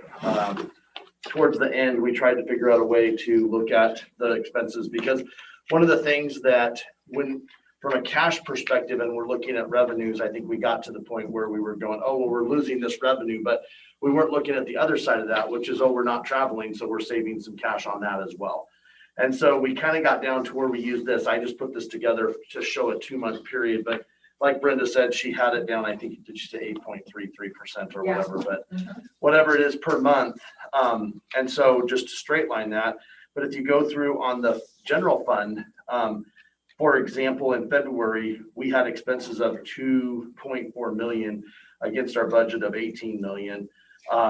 And so we can kind of see where we're coming. It's hard to see in the very beginning of the year, but we could see more towards the end that we were at about 80% of budget, or we were at, we could kind of see about where we were burning. And so this goes through every department that's in the general fund because that's the hard part. And that's where we really kind of were struggling, was trying to figure out how to go through and put a value on that. Because I think in the past, I think Glenn had said it was was it 5% or Rob? I think it was 5% of the budget or something that we were, so it was like $1 million is what we had always kind of assumed. But we knew with the COVID that it was going to be slightly different. And when we were trying to see where we're going to park the ship is where it was going to be. So this is something that we used. We did put it together in January. It just was so early in the year. It does, when you're at, 8%, it's like, okay, there's a long ways to go. But as we start getting out into the year, we're going to put it together for April so that we would have 4 months. So we would have the ability to kind of start to look and see where maybe some trends are going. When I looked through here, there wasn't anybody that was really much over the 25% if you looked at it for March. And so it kind of, but it's just too early from a cash perspective. But this is something that we used also with the expenses because there is the lost revenue, but there is some gains in what we are spending or not. And I suspect that that's going to continue to remain to be true. If we put a status quo budget together like we did last year, and we didn't, we may have left, I know I did, I left travel in there because we didn't know what we were going to do with travel. There may be that some of that left in there, or it's maybe getting eaten up in other expenses that were unanticipated. So I just brought this down as another piece to kind of go with the expense part of it. It's a document we've used before. Again, it's not newly created. It's just something out there. But our piece of it is really to look at the summary to see where it's at. So Where are these? I mean, are you doing these you're doing them every month. Where are these available? Somewhere? these, I just put them in on our, we don't send, I mean, what I was doing last year was I was bringing them to the board at the finance committee update. So I'd take them to the finance committee and then I would bring them to the board. Okay. So we can continue, we can start it. I did it in January, I think, in the very first meeting that we had. And we had a problem running the reports because there was some challenges getting them ran, because I think that was back when we were working on trying to figure out which one was the budget versus the actual, because I had to update the reports to get the 2021-3 or 5 or whatever that number was. So I think there was some challenges. We got them put together, but there just wasn't any meat to it at that point in time from what we were using it for. Because there's no, we were, from a cash perspective, we were good. But I think that's kind of where, when we start looking at, kind of back to my update the other day about the revenues, we can say, well, we might be about $1 million on the revenue side of the landfill. I'm just talking one revenue stream. But then when you look at that, then we have some dollars here. So that's what we kind of have to start to balance out, is both the revenue and the expense side from where we're at on our cash.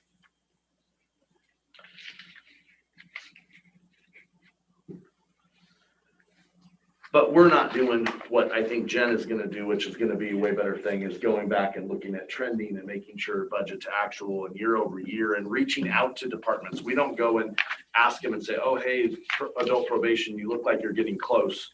We just use this and go, oh, we're using cash or something, where Jen's really maybe going to be able to. We really need to look at more points in time.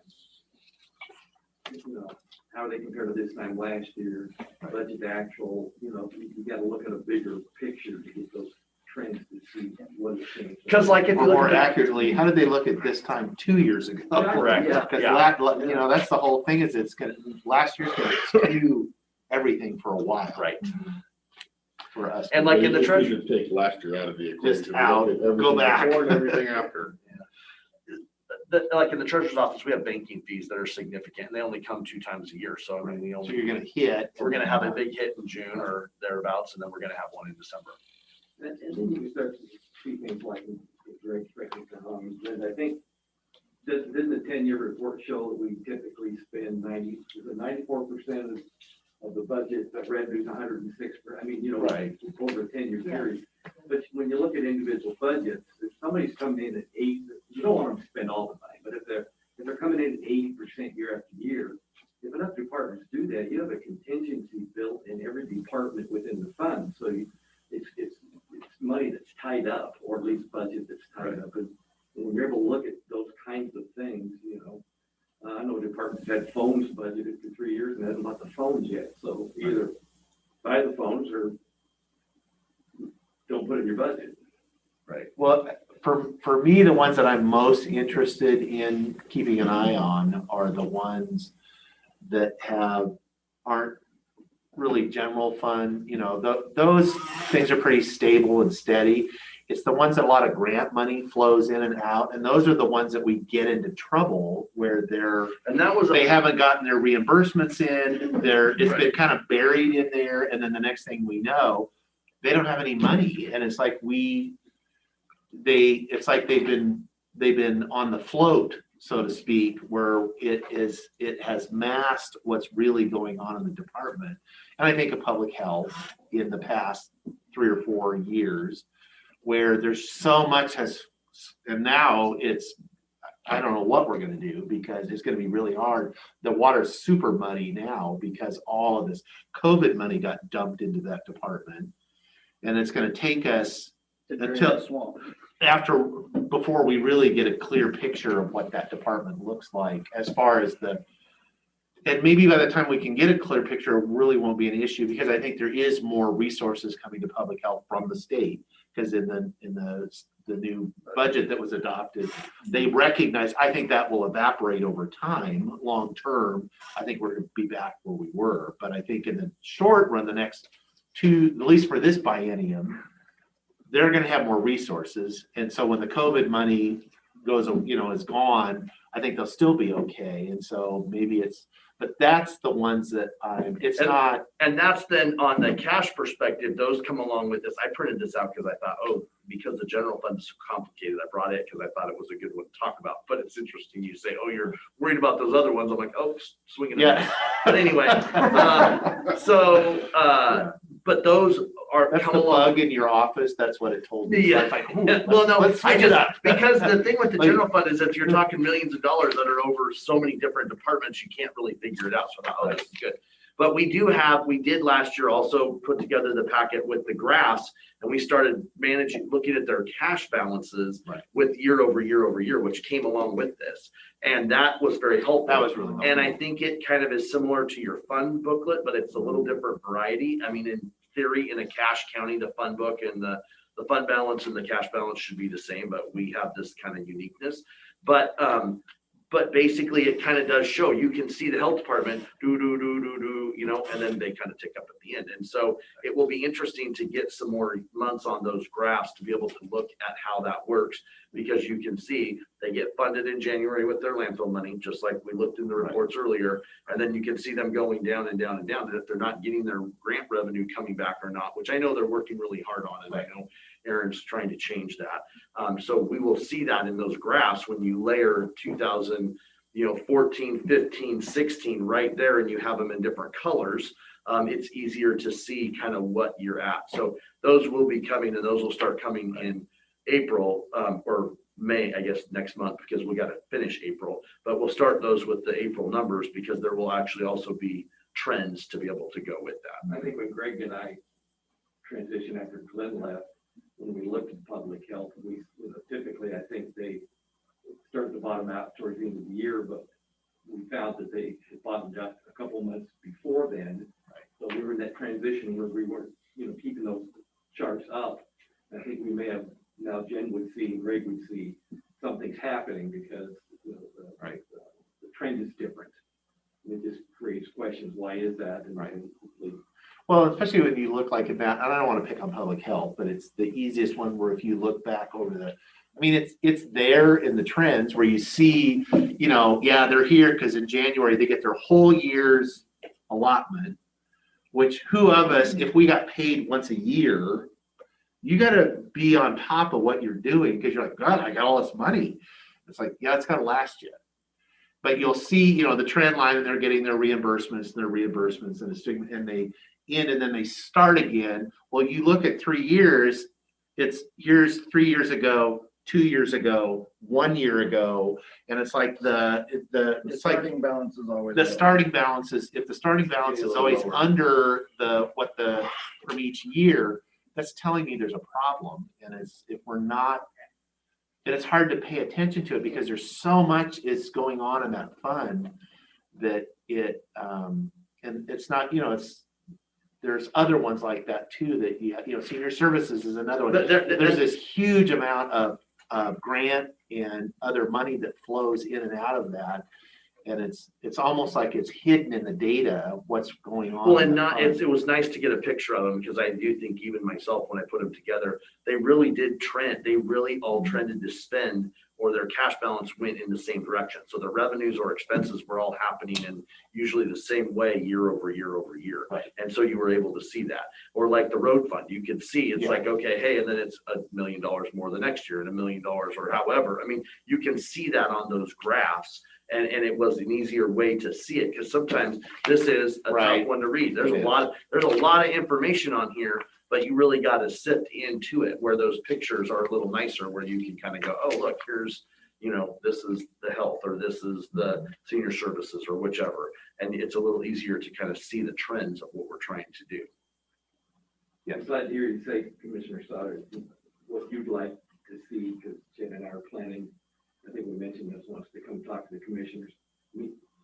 We can't track everything. No. But if we know what it is you like to track on a monthly basis or analyze, quarterly basis, annual basis, then it helps all of us figure out what kind of reports to generate. It doesn't make any sense to generate a report every month if it's not telling you what you want it to. It's not looking at the things you want to look at. So if we figure out what those things are, then Jen can generate reports on a regular basis and keep you informed of that. Otherwise, we're looking at everything and nothing at the same time. Well, as all things, bring me what you see that's smoke, and if you see a fire that's about to start, that's what we need to be spending our time on. But we all know we have department heads that are fiscally conservative, and there's some that aren't quite so fiscally conservative. But for the most part, the county, we've done a really good job of every year, like you said, everybody budgets a little more and they spend a little less, which is safe and good, and that puts money away at the end. And that's where we want to keep it. We do rely on that ending balance. We do. I mean, that's part of the budgeting, the balancing we've kind of incorporated that into and on the surface, when folks are like, oh, you're adopting a deficit budget, it's like, we have,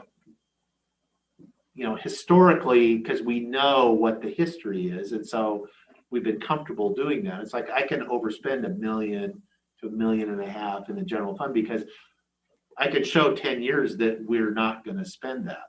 And so on paper, you can put that in as you look at what the actuals ended up, and it's worked. It's gotten more volatile the last couple of years. Well, and Jen and I were talking, looking at the reports that Glenn would close. We got smaller and smaller print where it says this does not reflect an estimate of ending balance. Right. Or beginning balance. So people were looking for that. They think you adopted a budget that's out of balance. Right. And so find ways for us to make the implicit explicit so people understand. It's a choice to do that. It's not right or wrong. It's just a choice of how we do it. Some entities estimate their ending balances and, fill those in as beginning balances. So, but they adopt their budget truly balanced. But by doing that, though, in the end, it creates less people coming in to have to change it because they build a little bit of a buffer in there. And as long as it zeroes out at the bottom of that page, everything's fine. And that's like some of these state grants are going like, if it's not in this little dot line here, you got to go in for an amendment. Well, that's like a 3-month process. And it's micromanaging to the nth degree. And that's the last thing I want to do for our own internal departments. It's your department. You do what you need to do. I would like to mention back to public health that their billing is, I don't know if it's up to date now, but Shelby worked with them to get their billing caught up significantly. And they were billing back 2 and 3 years. They had to get special dispensation from the granting agency to submit those bills that were way outside of the contract period even. So that also helps with your ebb and flow within public health is how often that, or seniors or any of the others. I'm just using them because how often they bill and when they bill, and have they billed everything they can bill before the contract period's over. So that also affects when you look at your ebbs and flows, in your revenues. So speaking of smoke, with their billing for 2 or 3 years back, we closed all that out. That cash is hitting us now. One-time cash, can we get, that's what I want to know, like, how much did they bill out? Is this a small pittance or is this a This large was amount? in the 2020 report. Shelby's been gone over a year. Okay. So I don't know when Angie's doing But when we brought in. That would be, but it would be good to know is Teresa. how current are we? Right. What we're supposed to find out. When Teresa came in, they were 9 months behind in billing. Right. Yeah, so I'm, Again, Aaron inherited. I know, Yeah. I know. right, so that's I out of my department. I'm just saying that that affects when you look at those reports. So the 2020, probably, I'm guessing the 2020 revenues for them in a certain period when Shelby was helping them and they get that money back would be spiked. Because that would be 17, 18, 19. Right. Coming in 20s and it wasn't budgeted for 20. That's all the only. So we've thing. got, we've got a revenue spike there, but then we've also got all the COVID dollars revenue I- spike. And so Yeah, how do but I'm you, just saying. how do you filter through that noise? She's built the. Teresa. Teresa helped me, Aaron showed, I think Greg's seen it, maybe with a spreadsheet, which unfortunately, it's not a spreadsheet, or to help the staff manage all of these different grants. So now Aaron can see it on one spreadsheet, the money that's coming in and where they're at on expenses and receiving those grants, where before it wasn't in a single place. Glenn had kind of started to put that together before he left. Just help them manage, which is why Aaron proposed that grant management software, to help them manage all of these moving pieces. So, spreadsheets are not the ideal answer, but in this case, it's better than what they had before. Mhm. Comments? Nope, you're just being so quiet over there. Well, I talk too much, remember? He's worried about those travel expenses. Yeah, he's fretting about that. I'm telling him, don't fret about it. Yeah. No, I'm fine. You know, I've never been more than 4 months. That's my worst. So. if I have something, I will mention it. I do have a question about her request for grant management software. Was there any other, is that something that's only going to be able to be used in her department, or is there anybody else that seniors be able to use that? I would like to use it. We were going to, I don't think anybody else did. I was going to, she was going to set up a demo from this company. Most of her counterparts in other counties are using it and actually paid for it with COVID dollars. Right. But it's fairly expensive for single department. So that's why we were at some point going to look at it. Well, she got it for COVID in there too, so COVID Right. dollars. She could use it for one department, but I think it's applicable for the whole county. We just had nobody else to demo. I've seen the demonstration other than Aaron. I don't think to see how it would work for other departments. I'm just thinking it could help clean up some of the messes like you were talking about. Well, and that's one of those things we have to figure out how to get the reports in a way. Like we should have known we were 3 years in arrears on some of these contracts. We had no idea because there was no way to pull it out of. Well, it's all over there and Carla was there I and know. Lori had left. Right. I And mean, ultimately, the director should have been on top of it and we should have, but that wouldn't be something I would normally think to ask And a some of director. these, Oh, have you billed for your grants in the last 3 years? I understand that someone else in the office other than Angie, who was responsible for it, certain programs, someone else had put their grant billings on the previous director's desk and they just never were approved and signed so they could be submitted. I think the advantage to Just saying. to some degree, this general statement is if every department has a spreadsheet, how they're managing their grants, and the person in that department leaves, moves out of state, retires. Right. And somebody else has got to go in there and try and figure it out. If we had software for some cases, I know Greg's looking at sales tax software that, then there's not just one person that has a spreadsheet that they're doing it their way in their department. It provides a more uniform system across the institution. Well, especially, I would think it would be helpful too, that when we have a retirement or a move, if everybody's kind of across the departments are using kind of a similar, they can help each other out, the new person that comes, it's like, No, they had their way of doing it, and they go back in this room and we don't really know what happens, and then we get a check 3 years later. Technology is not the devil, and this county needs to. Jen spent a lot of time going through looking for spreadsheets that Glenn had used to calculate various things. So, just not the best way. And I think auditors typically don't like 500 different spreadsheets for stuff. No. It can be altered. Anything else? Not for Talked ourselves You wanna out. just give me that? That's the question for us, but. not Okay. them. Commissioner, just that deposit slip, I'll pick it up and take it for you wherever. Oh, fill out your deposit slip. I run that, or you can charter a plane, we'll fly it to the bank. We'll- I can just sign the back and hand it. Charter a plane, yeah, I know the code for that now. It's a dangerous The direct thing. deposit forms are on the shared drive. Yeah, we'll find out why it didn't work. I was gonna say, I'm sure somebody will come to me and say, hey, bring me another check. Okay, you had questions for us? Thank you all. You're welcome to Okay, stay. thanks. Enjoy your. How does Enjoy the, your lunch. how does the, I'm just asking for insight, I'm Sure. not complaining about it. How does the longevity pay work here?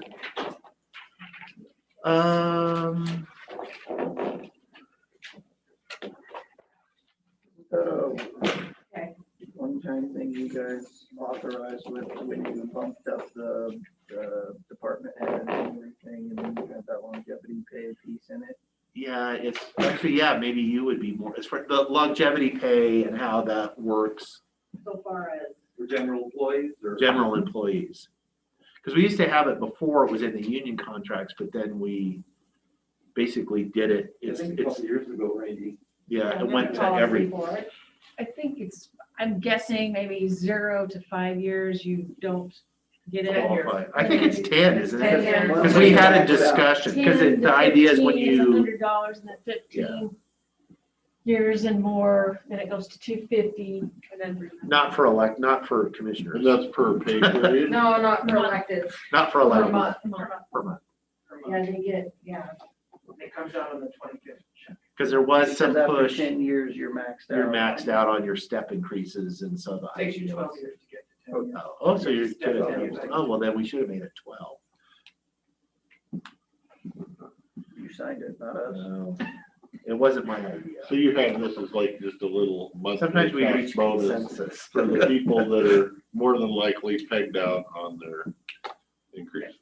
It's an age-old way that. for Don't say age old. Well, it's been around for a long time for retention. Right, Whether it's. right, that you value long-term No, employees. I'm and not they- complaining about it, I'm just I asking you how. don't know if it's affected. I think there's still time for a second paragraph on that newspaper article. So in the electives, they do pay, the second payday in November, and so they get theirs once they're re-elected to their term. So their first term, they don't get anything. If they're re-elected, then they get $500 per term. Elected Except you for to the get it, huh? Except the don't. commissioners, you guys are different. We never get any of that. Union contracts historically always have a lot. Right, I'm assuming we don't because we authorized it for everybody else. right, and we But didn't can't, want to give ourselves the pay we raise. can't. So- Well, you can, you just don't get it till after the next election. Right, so why would I care? Are you telling us something? No, I'm not saying anything. I'm just saying, Okay. historically, anything to do with, yeah. I was Because thinking you about just cut out the compensation. second paragraph of that newspaper. Yeah, I know. Right there. Why? Stop the you presser. Yeah, why do I? Commissioner, I can get you a copy of that policy. No, I'm good. I just kind of wanted to know what that breakdown was and what the dollar amount was. Doesn't need to be exact numbers. I got enough to answer my question. Next question I have is, when is the last time, since we're all budgeting? I'm gonna get breaks thrown at me if I keep up though. When was the last time we've had a board discussion on VR&R on when we replace vehicles? Since we have, I guess I'd say 100,000 miles or 10 years, cars last more than that now. I would say not as a policy, general policy, but we have them every budget year just because we routinely turn them down just because it's on the So you do it schedule, on an item by item. item by basis. item. And then Not we'll, as a it's not an automatic. It's you're eligible to request if it was on the schedule. But we've said no before. If it's like, yeah, this doesn't make any sense. Is there some? We can wait, come back a year There's some on later. there that we're gonna have some discussions about. Okay. Sometimes it depends on too, on how that vehicle is used. How you doing?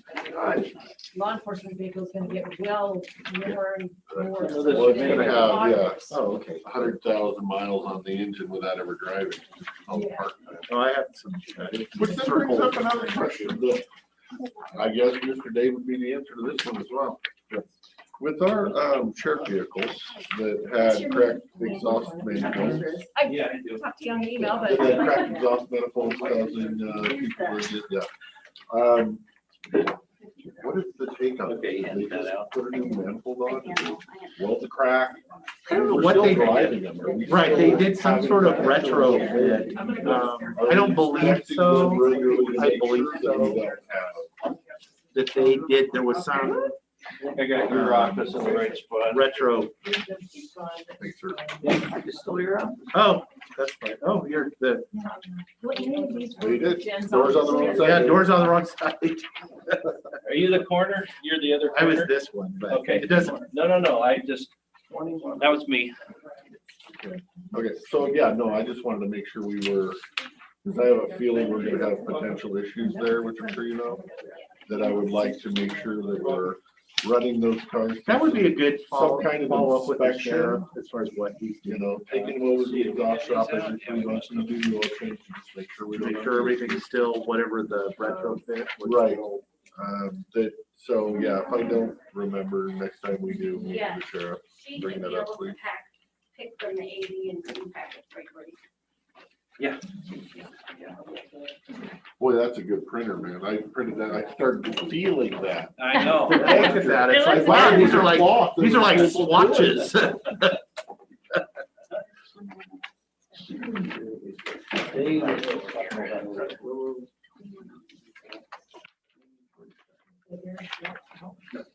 Okay. You got that right. Here's my. By the way, it's Start noon, down Gordy, here. we're supposed to bring pizza. Pizza, that would have been a good idea. That is a good idea for you. Oh, boy, did you miss the boat on that one. Next time, lunch meeting. Well, we brought up that lunch meeting at the fairgrounds and everybody just kind of sat back. So we decided we better not ask people to go to lunch with us. Apparently we scare them, I guess. What is this, desk material? Discs. Yeah, so these are the veneers that we looked at, and on the small little copy swatch, they actually brought the that's the actual. cherry walnut. What are you guys thinking? I'm a darker guy, but Jake, Blank walnut or blank oak? yeah. you're what? So this one or this one? This is the cherry. I'm guessing from my eye. Trying to make sure that, you know, my house matches my office. So you're this one. I actually He's either one have of those cherry in two. my house. But you've just dropped it. See, I've got walnut and oak in my house, so I'm just- you've seen it, haven't you? Yeah, you were at that. Walnut? No, the oak Oh, in my house. just, You didn't go inside there? did you? no, I didn't go inside. I've seen it on Zoom. Oh, Yes. We've all Zoom seen it on picture. Zoom. Yeah. that's usually just behind. Yeah. Yeah, that's it, yeah.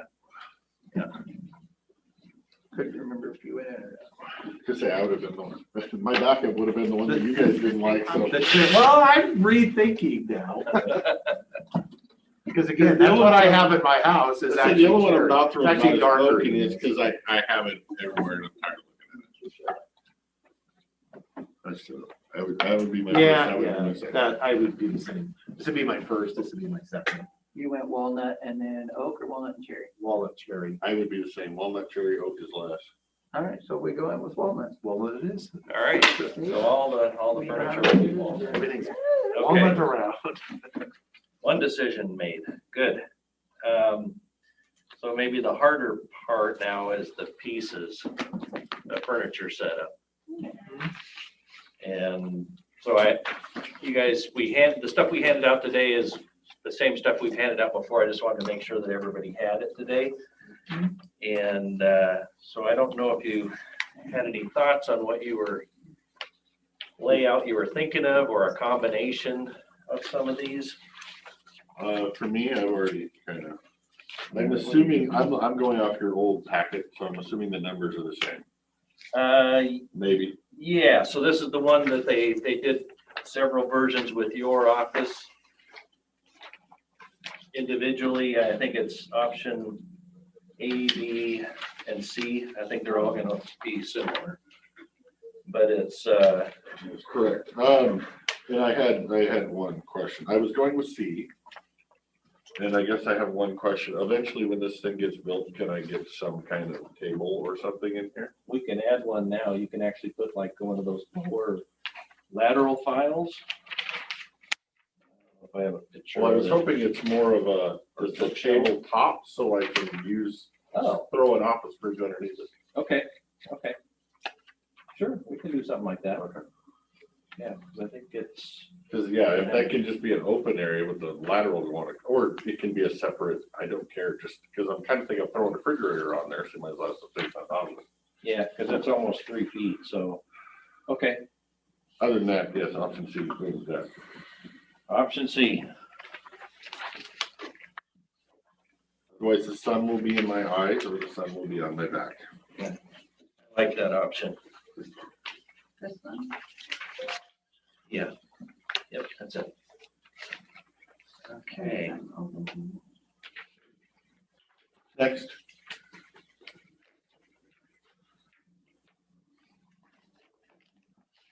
They didn't do their homework. Well, I did, but That was one of the easiest options so far. yeah. I don't actually want much, because the more horizontal surface you give me, the more I'm gonna stack it. Exactly, and I don't, and it's all stuff that I don't ever use. No. Yeah, that's what, I don't really want any bookshelves, I don't want any, my bookshelves I'm now thinking are full refrigerator and of, coffee pot, so, you know, plans of things that date back, 14, actually longer, because they got left, I started with You stuff, inherited them, I yeah. inherited stuff. So. Then it's like the half uppers and stuff, I don't use the ones I have. There's junk I threw in there 10 years ago. It's still, once in a while, I'll open them up just to see what's in there. All I want is a desk. I want, on this A2, I want, this is configured the way, other than it's got the windows on the side, and I'm in my office, the door's here like this. Right. I just want this desk, but I want this rotated so that when you come in, the desk is this, the L is this way. And I don't want anything in front of the windows, and I want the 2 chairs, and Okay, that's really all I need. okay. I'm trying to figure out where. Below it, do you want like, they have it, like, I think they call it a box drawer, which is 2 small drawers. Right, that's with a fine. File underneath. With stuff that I won't ever use, but Yeah. that's fine. Yeah. I can't find an option A2. What are you looking at? Oh, Maybe you didn't. Oh, your D2. got another one. Oh, well, it says D2, E2. A2. Like all of these where that's like the simplest. All right, they all start looking the same. Yeah. It's this, in this package. Oh, I didn't get that package. That's probably what. So I guess for ordering purposes, you don't need layout. I'm just This curious how they were doing it. A2, D, whatever, D2, this desk system, that's fine, not this stuff over there. I don't need all that stuff. You're just doing the desk and not the box thing behind and not the drawers. Is that what you're saying? I'm just doing this and this piece, except I'm gonna rotate them and not this. Yeah, so not all that. I don't need all that. That's just gonna be full of garbage. So on A2, that little short section is an adjustable height table. Computer monitor. Right. Table right here. If you want it to be. Really. All right. awesome. This is a And thing. then you're looking, interested in a couple of those other chairs, because you'll have a lot more room. big chair, big chair.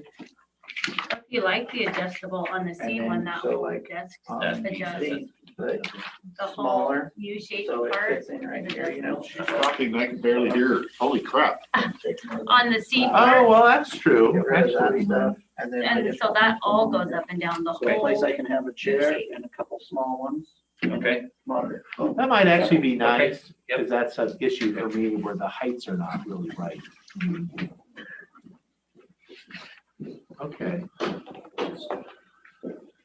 There you go. The other thing about these. Yeah, actually, that one's a better, Which one? C, Oh, the height. yeah. I did have a copy, I'm sorry. Okay, So that's all right. C2 Handled it. without all the uppers and all the other, I don't want any of that stuff. I don't really see, because I don't really store anything in my office Like other that than. and C. Hard hats.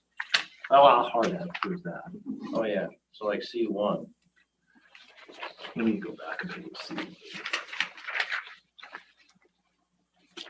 So yeah, it wasn't really clear that the C options, it's a full kind of a L-shaped height adjustable. Oh. Okay. Actually, no, I could do that. C1 C1 Yeah. without the bookshelf. without the bookshelf. And then the And I want the two chairs. chairs. And I want, if they'll fit, I would like the larger chairs too. Okay, In that, that's what I had, yeah, these, I said, can these be office chairs? Yeah. Because most folks that come see me are like me. This one. Well, you guys are all stealing my idea now? Yeah, well, that's what I said, I was gonna do it Then you anyway, get- and so making him uniform with the crowd, so yeah, no, I'm two of those leathery chair things. Maybe just get a little coffee table thing in the middle and Yeah, that's fine. my main worry is this one. The actual desk chair, being a big fat guy, that tends to fall out of things and break things. I think, yeah, I've sat in so many of these chairs and they're not heavy duty, yeah, they're not wide. Yeah. You know, not knocking on you, but someone like you goes and sits, somebody go, yeah, no, that's perfect. And then you get somebody that's top heavy.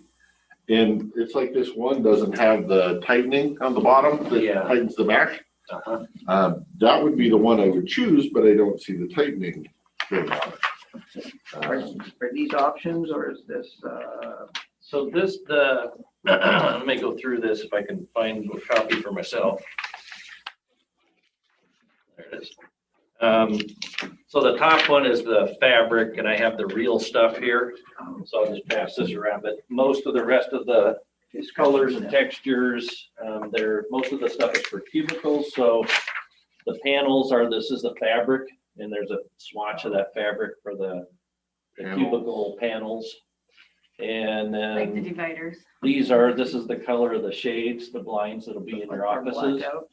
Yeah, that are blackouts. And then, So this is for everybody else's office that has cubicle dividers. yeah.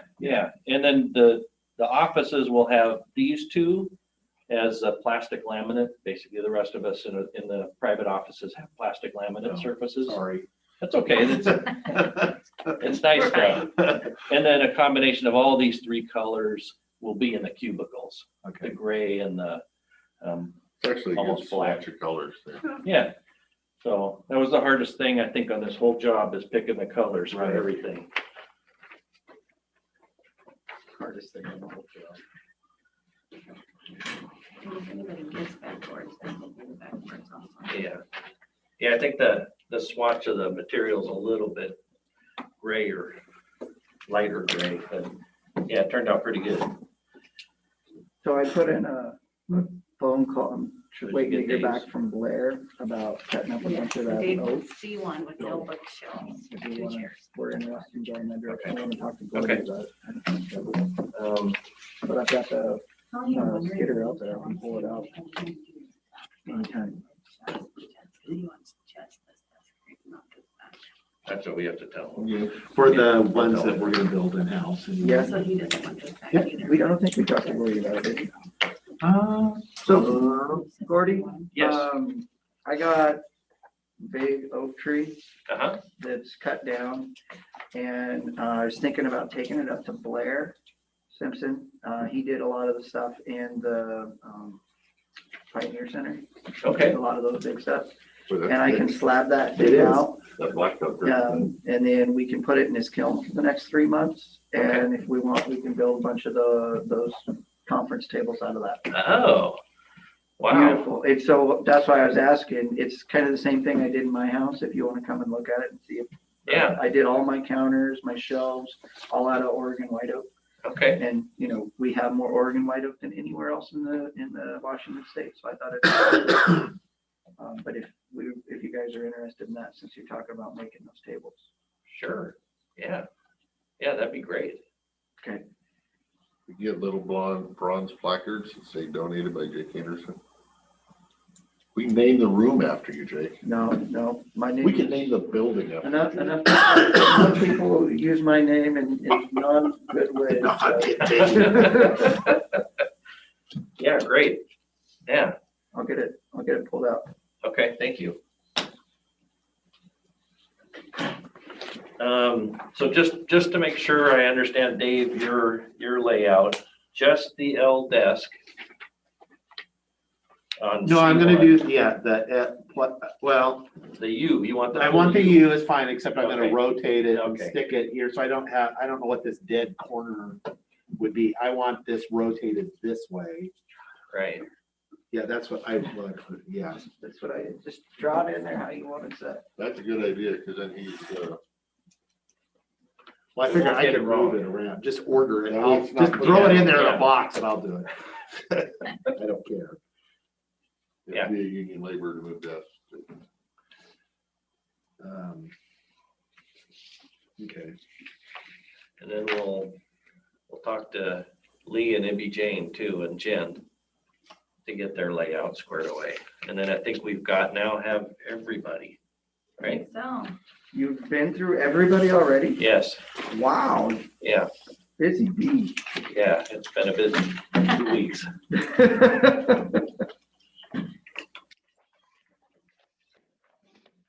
a couple from Erin that she didn't. Okay. Wanted to figure out, but yeah, pretty much. All right, Like I said, for me, office chair, just blacky, leathery, something big, fat, wide for a big fat guy. Yeah, what's our, yeah, I'm hoping we can, like, this one in the middle seems heavier duty to me, but it says, everything's available and different. I'm not really wild about the chrome, base, yeah. yeah, like a dark. Like, I like the darker. I like this chair, Yeah, actually, I like this chair that I'm in. Okay, Well, but this is gonna go to the commissioner's chambers, we need an office chair. But something of this regards, I'm like him, I'm not big on the chromey thing. I wanna make sure it has a tightening knob back there so I can. just, Some of them for us big guys that are top heavy, when you recline, they recline yay far. And others, boy, they go all the back. way, yeah. So that's kind of the minute a top heavy guy sits in there, wants to throw you out of back. So it's just kind of, to me, it's how far back. Okay, It's hard for, I guess if you were holding a backpack full of rocks, you would get the idea, but sometimes chairs are nice for people like you and. not, Where do you want me to write I've written on 3 different things now, so you know. yeah, if you got it, we'll Well, take it. I don't really. So I want this one without the bookcase. Right. I don't really care. Again, I'm gonna rotate this configuration this Right. way. Okay. And then the 2 chairs and some kind of little table. I want those chairs. They're probably gonna go here like this. Although this is actually my office. Right. Not that it matters. Although I'm curious, what are they gonna fill? I was over there today. The space, the gap between the beam, the post and the wall. Why are they not drywall like that? It's, because you get movement, and so they have it's like a metal piece that will. So Jake and I move can with- slip notes to each other through. Yeah, our- well, there'll be insulation there too. We could leave them open. Well, I don't know. It's like, that's that open public meeting kind of thing. It's like, oh no, you can't actually be, we have to leave this little, thing. Okay. Yeah, they'll close them up. Yeah. Part of So the that's what I'm finish. thinking, like a chair and a chair, probably in the corner, because the window's here. Yep. And, or actually the window, if it was in this office, it would be In front. in front of it. And I'm Okay. So, pretty sure this is that little, so I don't know if I just tear that out. You can keep that one. This one would be great for me to keep. Okay, And then I think the chairs, we got the chairs. right, So you can hang on to that too. okay. I'm assuming this is that little kitchenette Yes. thingy that we have to. Yep. Let you hold on to that. Oh, You got the packets too, right? Okay. Does that make any sense to you? that does make sense. Okay. Yeah. He's gotta be difficult. Well, I just wanted to make sure too, you wanted this other piece of it, not just the. Yeah, no, I didn't. I rethought that. It's like I do need a little more. I gotta have some place to stack all my junk, so. I know we have the clerk's office, but will that fit in there too? I like the U shape. And this part can be adjustable. They probably need a crack Your over shelves and office storage and is- cabinets and Oh. shelves and. I think the one that was a little bit different. so I don't- Yeah, so we Well, I still, have all that stuff here. I'm looking at it, and it's You all I did ever do is clerks, just but add. these are all more. L-shaped. I never actually take anything off of those and use them. Like I have every Yeah. comp plan update, Right, but this which one we doesn't have have on this. file. It's like, why do I That's need a what- copy? Why do I need a copy? But it's So like, you want, everything I get a copy of, goes on the shelf. Well, I'm almost out of shelf. I was Yeah, yeah. the same way. I was cut over here. Yeah, when was the last time I ever took anything out of that shelf? Never, I've never took anything off that. I know. I The one we were know. just trading fishing access. There you go. I Never. thought I I had. didn't these. know it was over Oh, there. So it's, And I'm 48. pushing for everything to get rid of all this All this paper. stuff That'd as be much as another- possible. If I don't have a place to I put it, I think can't we put need it. to discuss as so a do county, you think, Even if they made something to go in the there. potential for a bigger county-wide scanner. this office and everything. Going Everybody forward, changes. Do you think- so that when we, because Or they We're not could just adjust cramming to it. get everything digital now, it's gonna be Just an a board put ongoing. in there, it doesn't Yeah, have to be. you don't print it. Okay. Yeah, just Something have that- a U shape. Yeah, yeah. That's all I Okay. need. Will It doesn't have to be anything fancy. You Don't- don't give them a print. Doesn't have to elevate.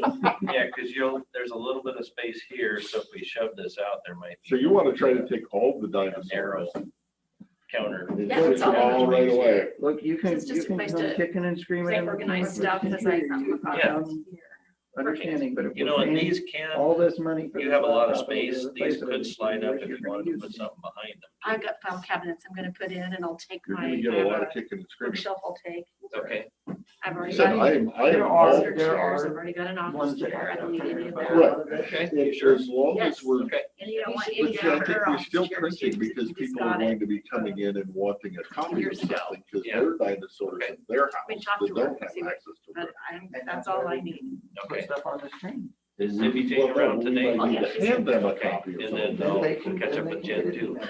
Yeah, she's here Right, today. but they too. I don't think she's ready to necessarily go. have email. Good. I can Well, send then her we in. have a printer. Yeah. We can. That's what I said, we're gonna have to at least have a few. Well, we'll always have a few. Yeah. I'm just Yep. saying. She doesn't want chairs. Our It's a county, process. right, our county stuff digitally fine, And she has her office chair. because yes, that's less crap on a bookshelf. As long as there's a storage system in your computer in a searchable drive Jen's already told me to find the thing. for furniture. Yeah, I think she kind of said which one she preferred, but I don't know if she's seen these latest. She's coming back. Vivi is at lunch right now, but she'll be back at 1. Okay, we'll catch up with her. All right, Which floor is your thing gonna be on over there? what's that? You floor 3 over there? 3, yeah, yep. Yeah, it's changed a lot since the last time you guys were here. I mean, they're sheet rocking, most of the 3rd floor is done now too. So they're just So you just blasting need to through it. email it. Yep, it'll work. All right. Take care. Now that they removed all the scaffolding, you actually can see the building again too. Yeah. Two of the things. Well, we were walking to lunch and we're like, boy, you think they should have pressure washed that sucker before they removed the scaffolding? But I'm sure they'll go up on a highway or something Yeah. and do it That would be helpful. a Yeah. little bit at a time that way. Yeah, and then Okay. they'll wash it off and then they'll let it dry and then they'll seal it, seal all the brick too.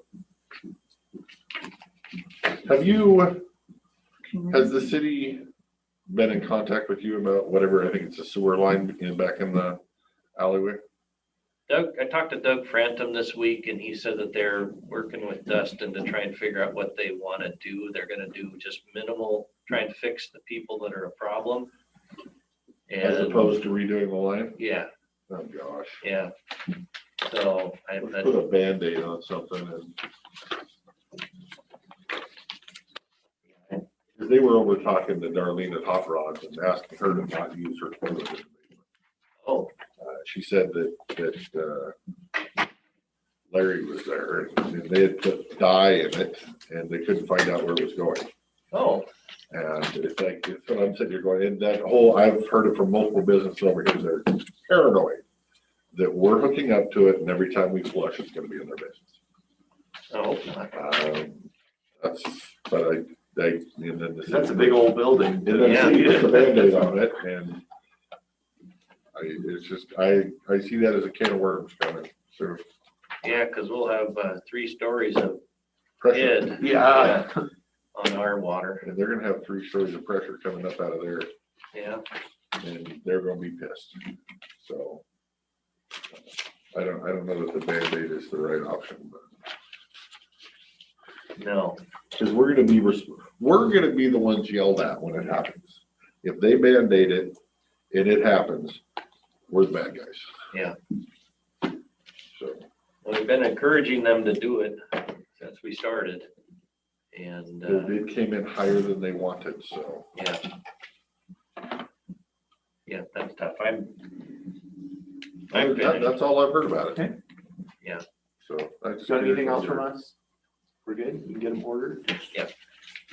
Thank Are you. you on vacation starting next week? Next Friday, start next Friday, yeah.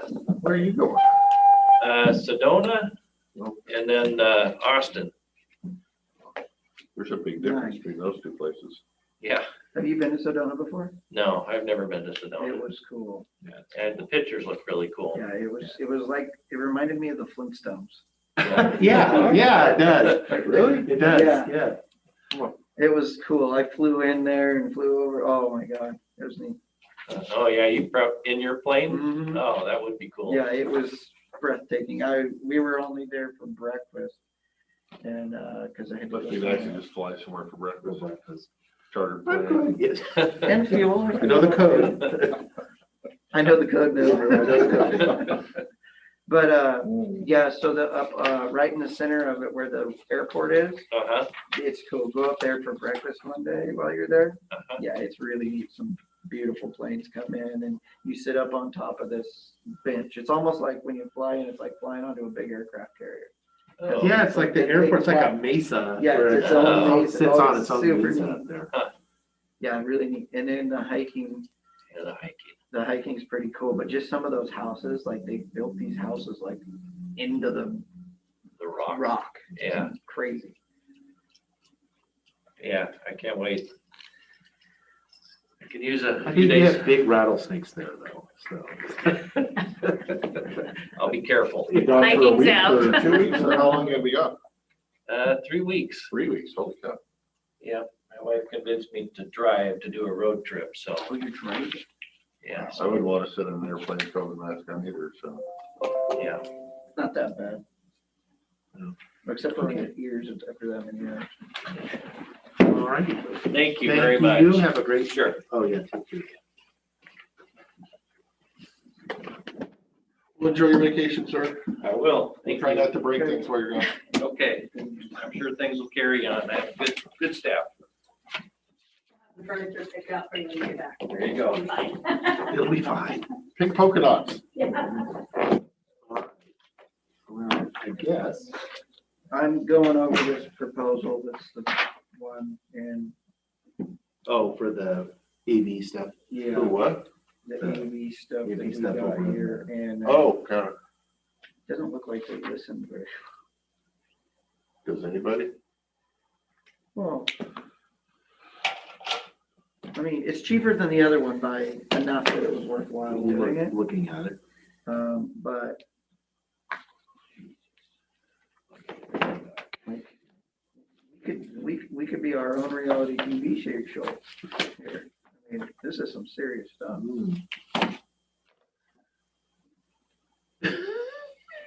He's ready for go to lunch. Lee doesn't want to be on. No, just meant zip her up. Yeah. Own reality TV show. Yeah. We are our own reality. We are. All right. Well, at least we have a couple of people watching. Yeah. Do you have anything else before we? adjourn? No, I would say these are nice discussions, because there's all these times where I'd like to ask you questions about this, that, or the other, and there's just no place to do it. It is. No, So that's it, what workshops are for. it needs to, yeah. Very good. All right. Well, then I guess I would entertain a motion to adjourn. I guess I'll second it. Well, I can't make the motion. I don't have another meeting until 4. I'd like to Oh, drag this out before.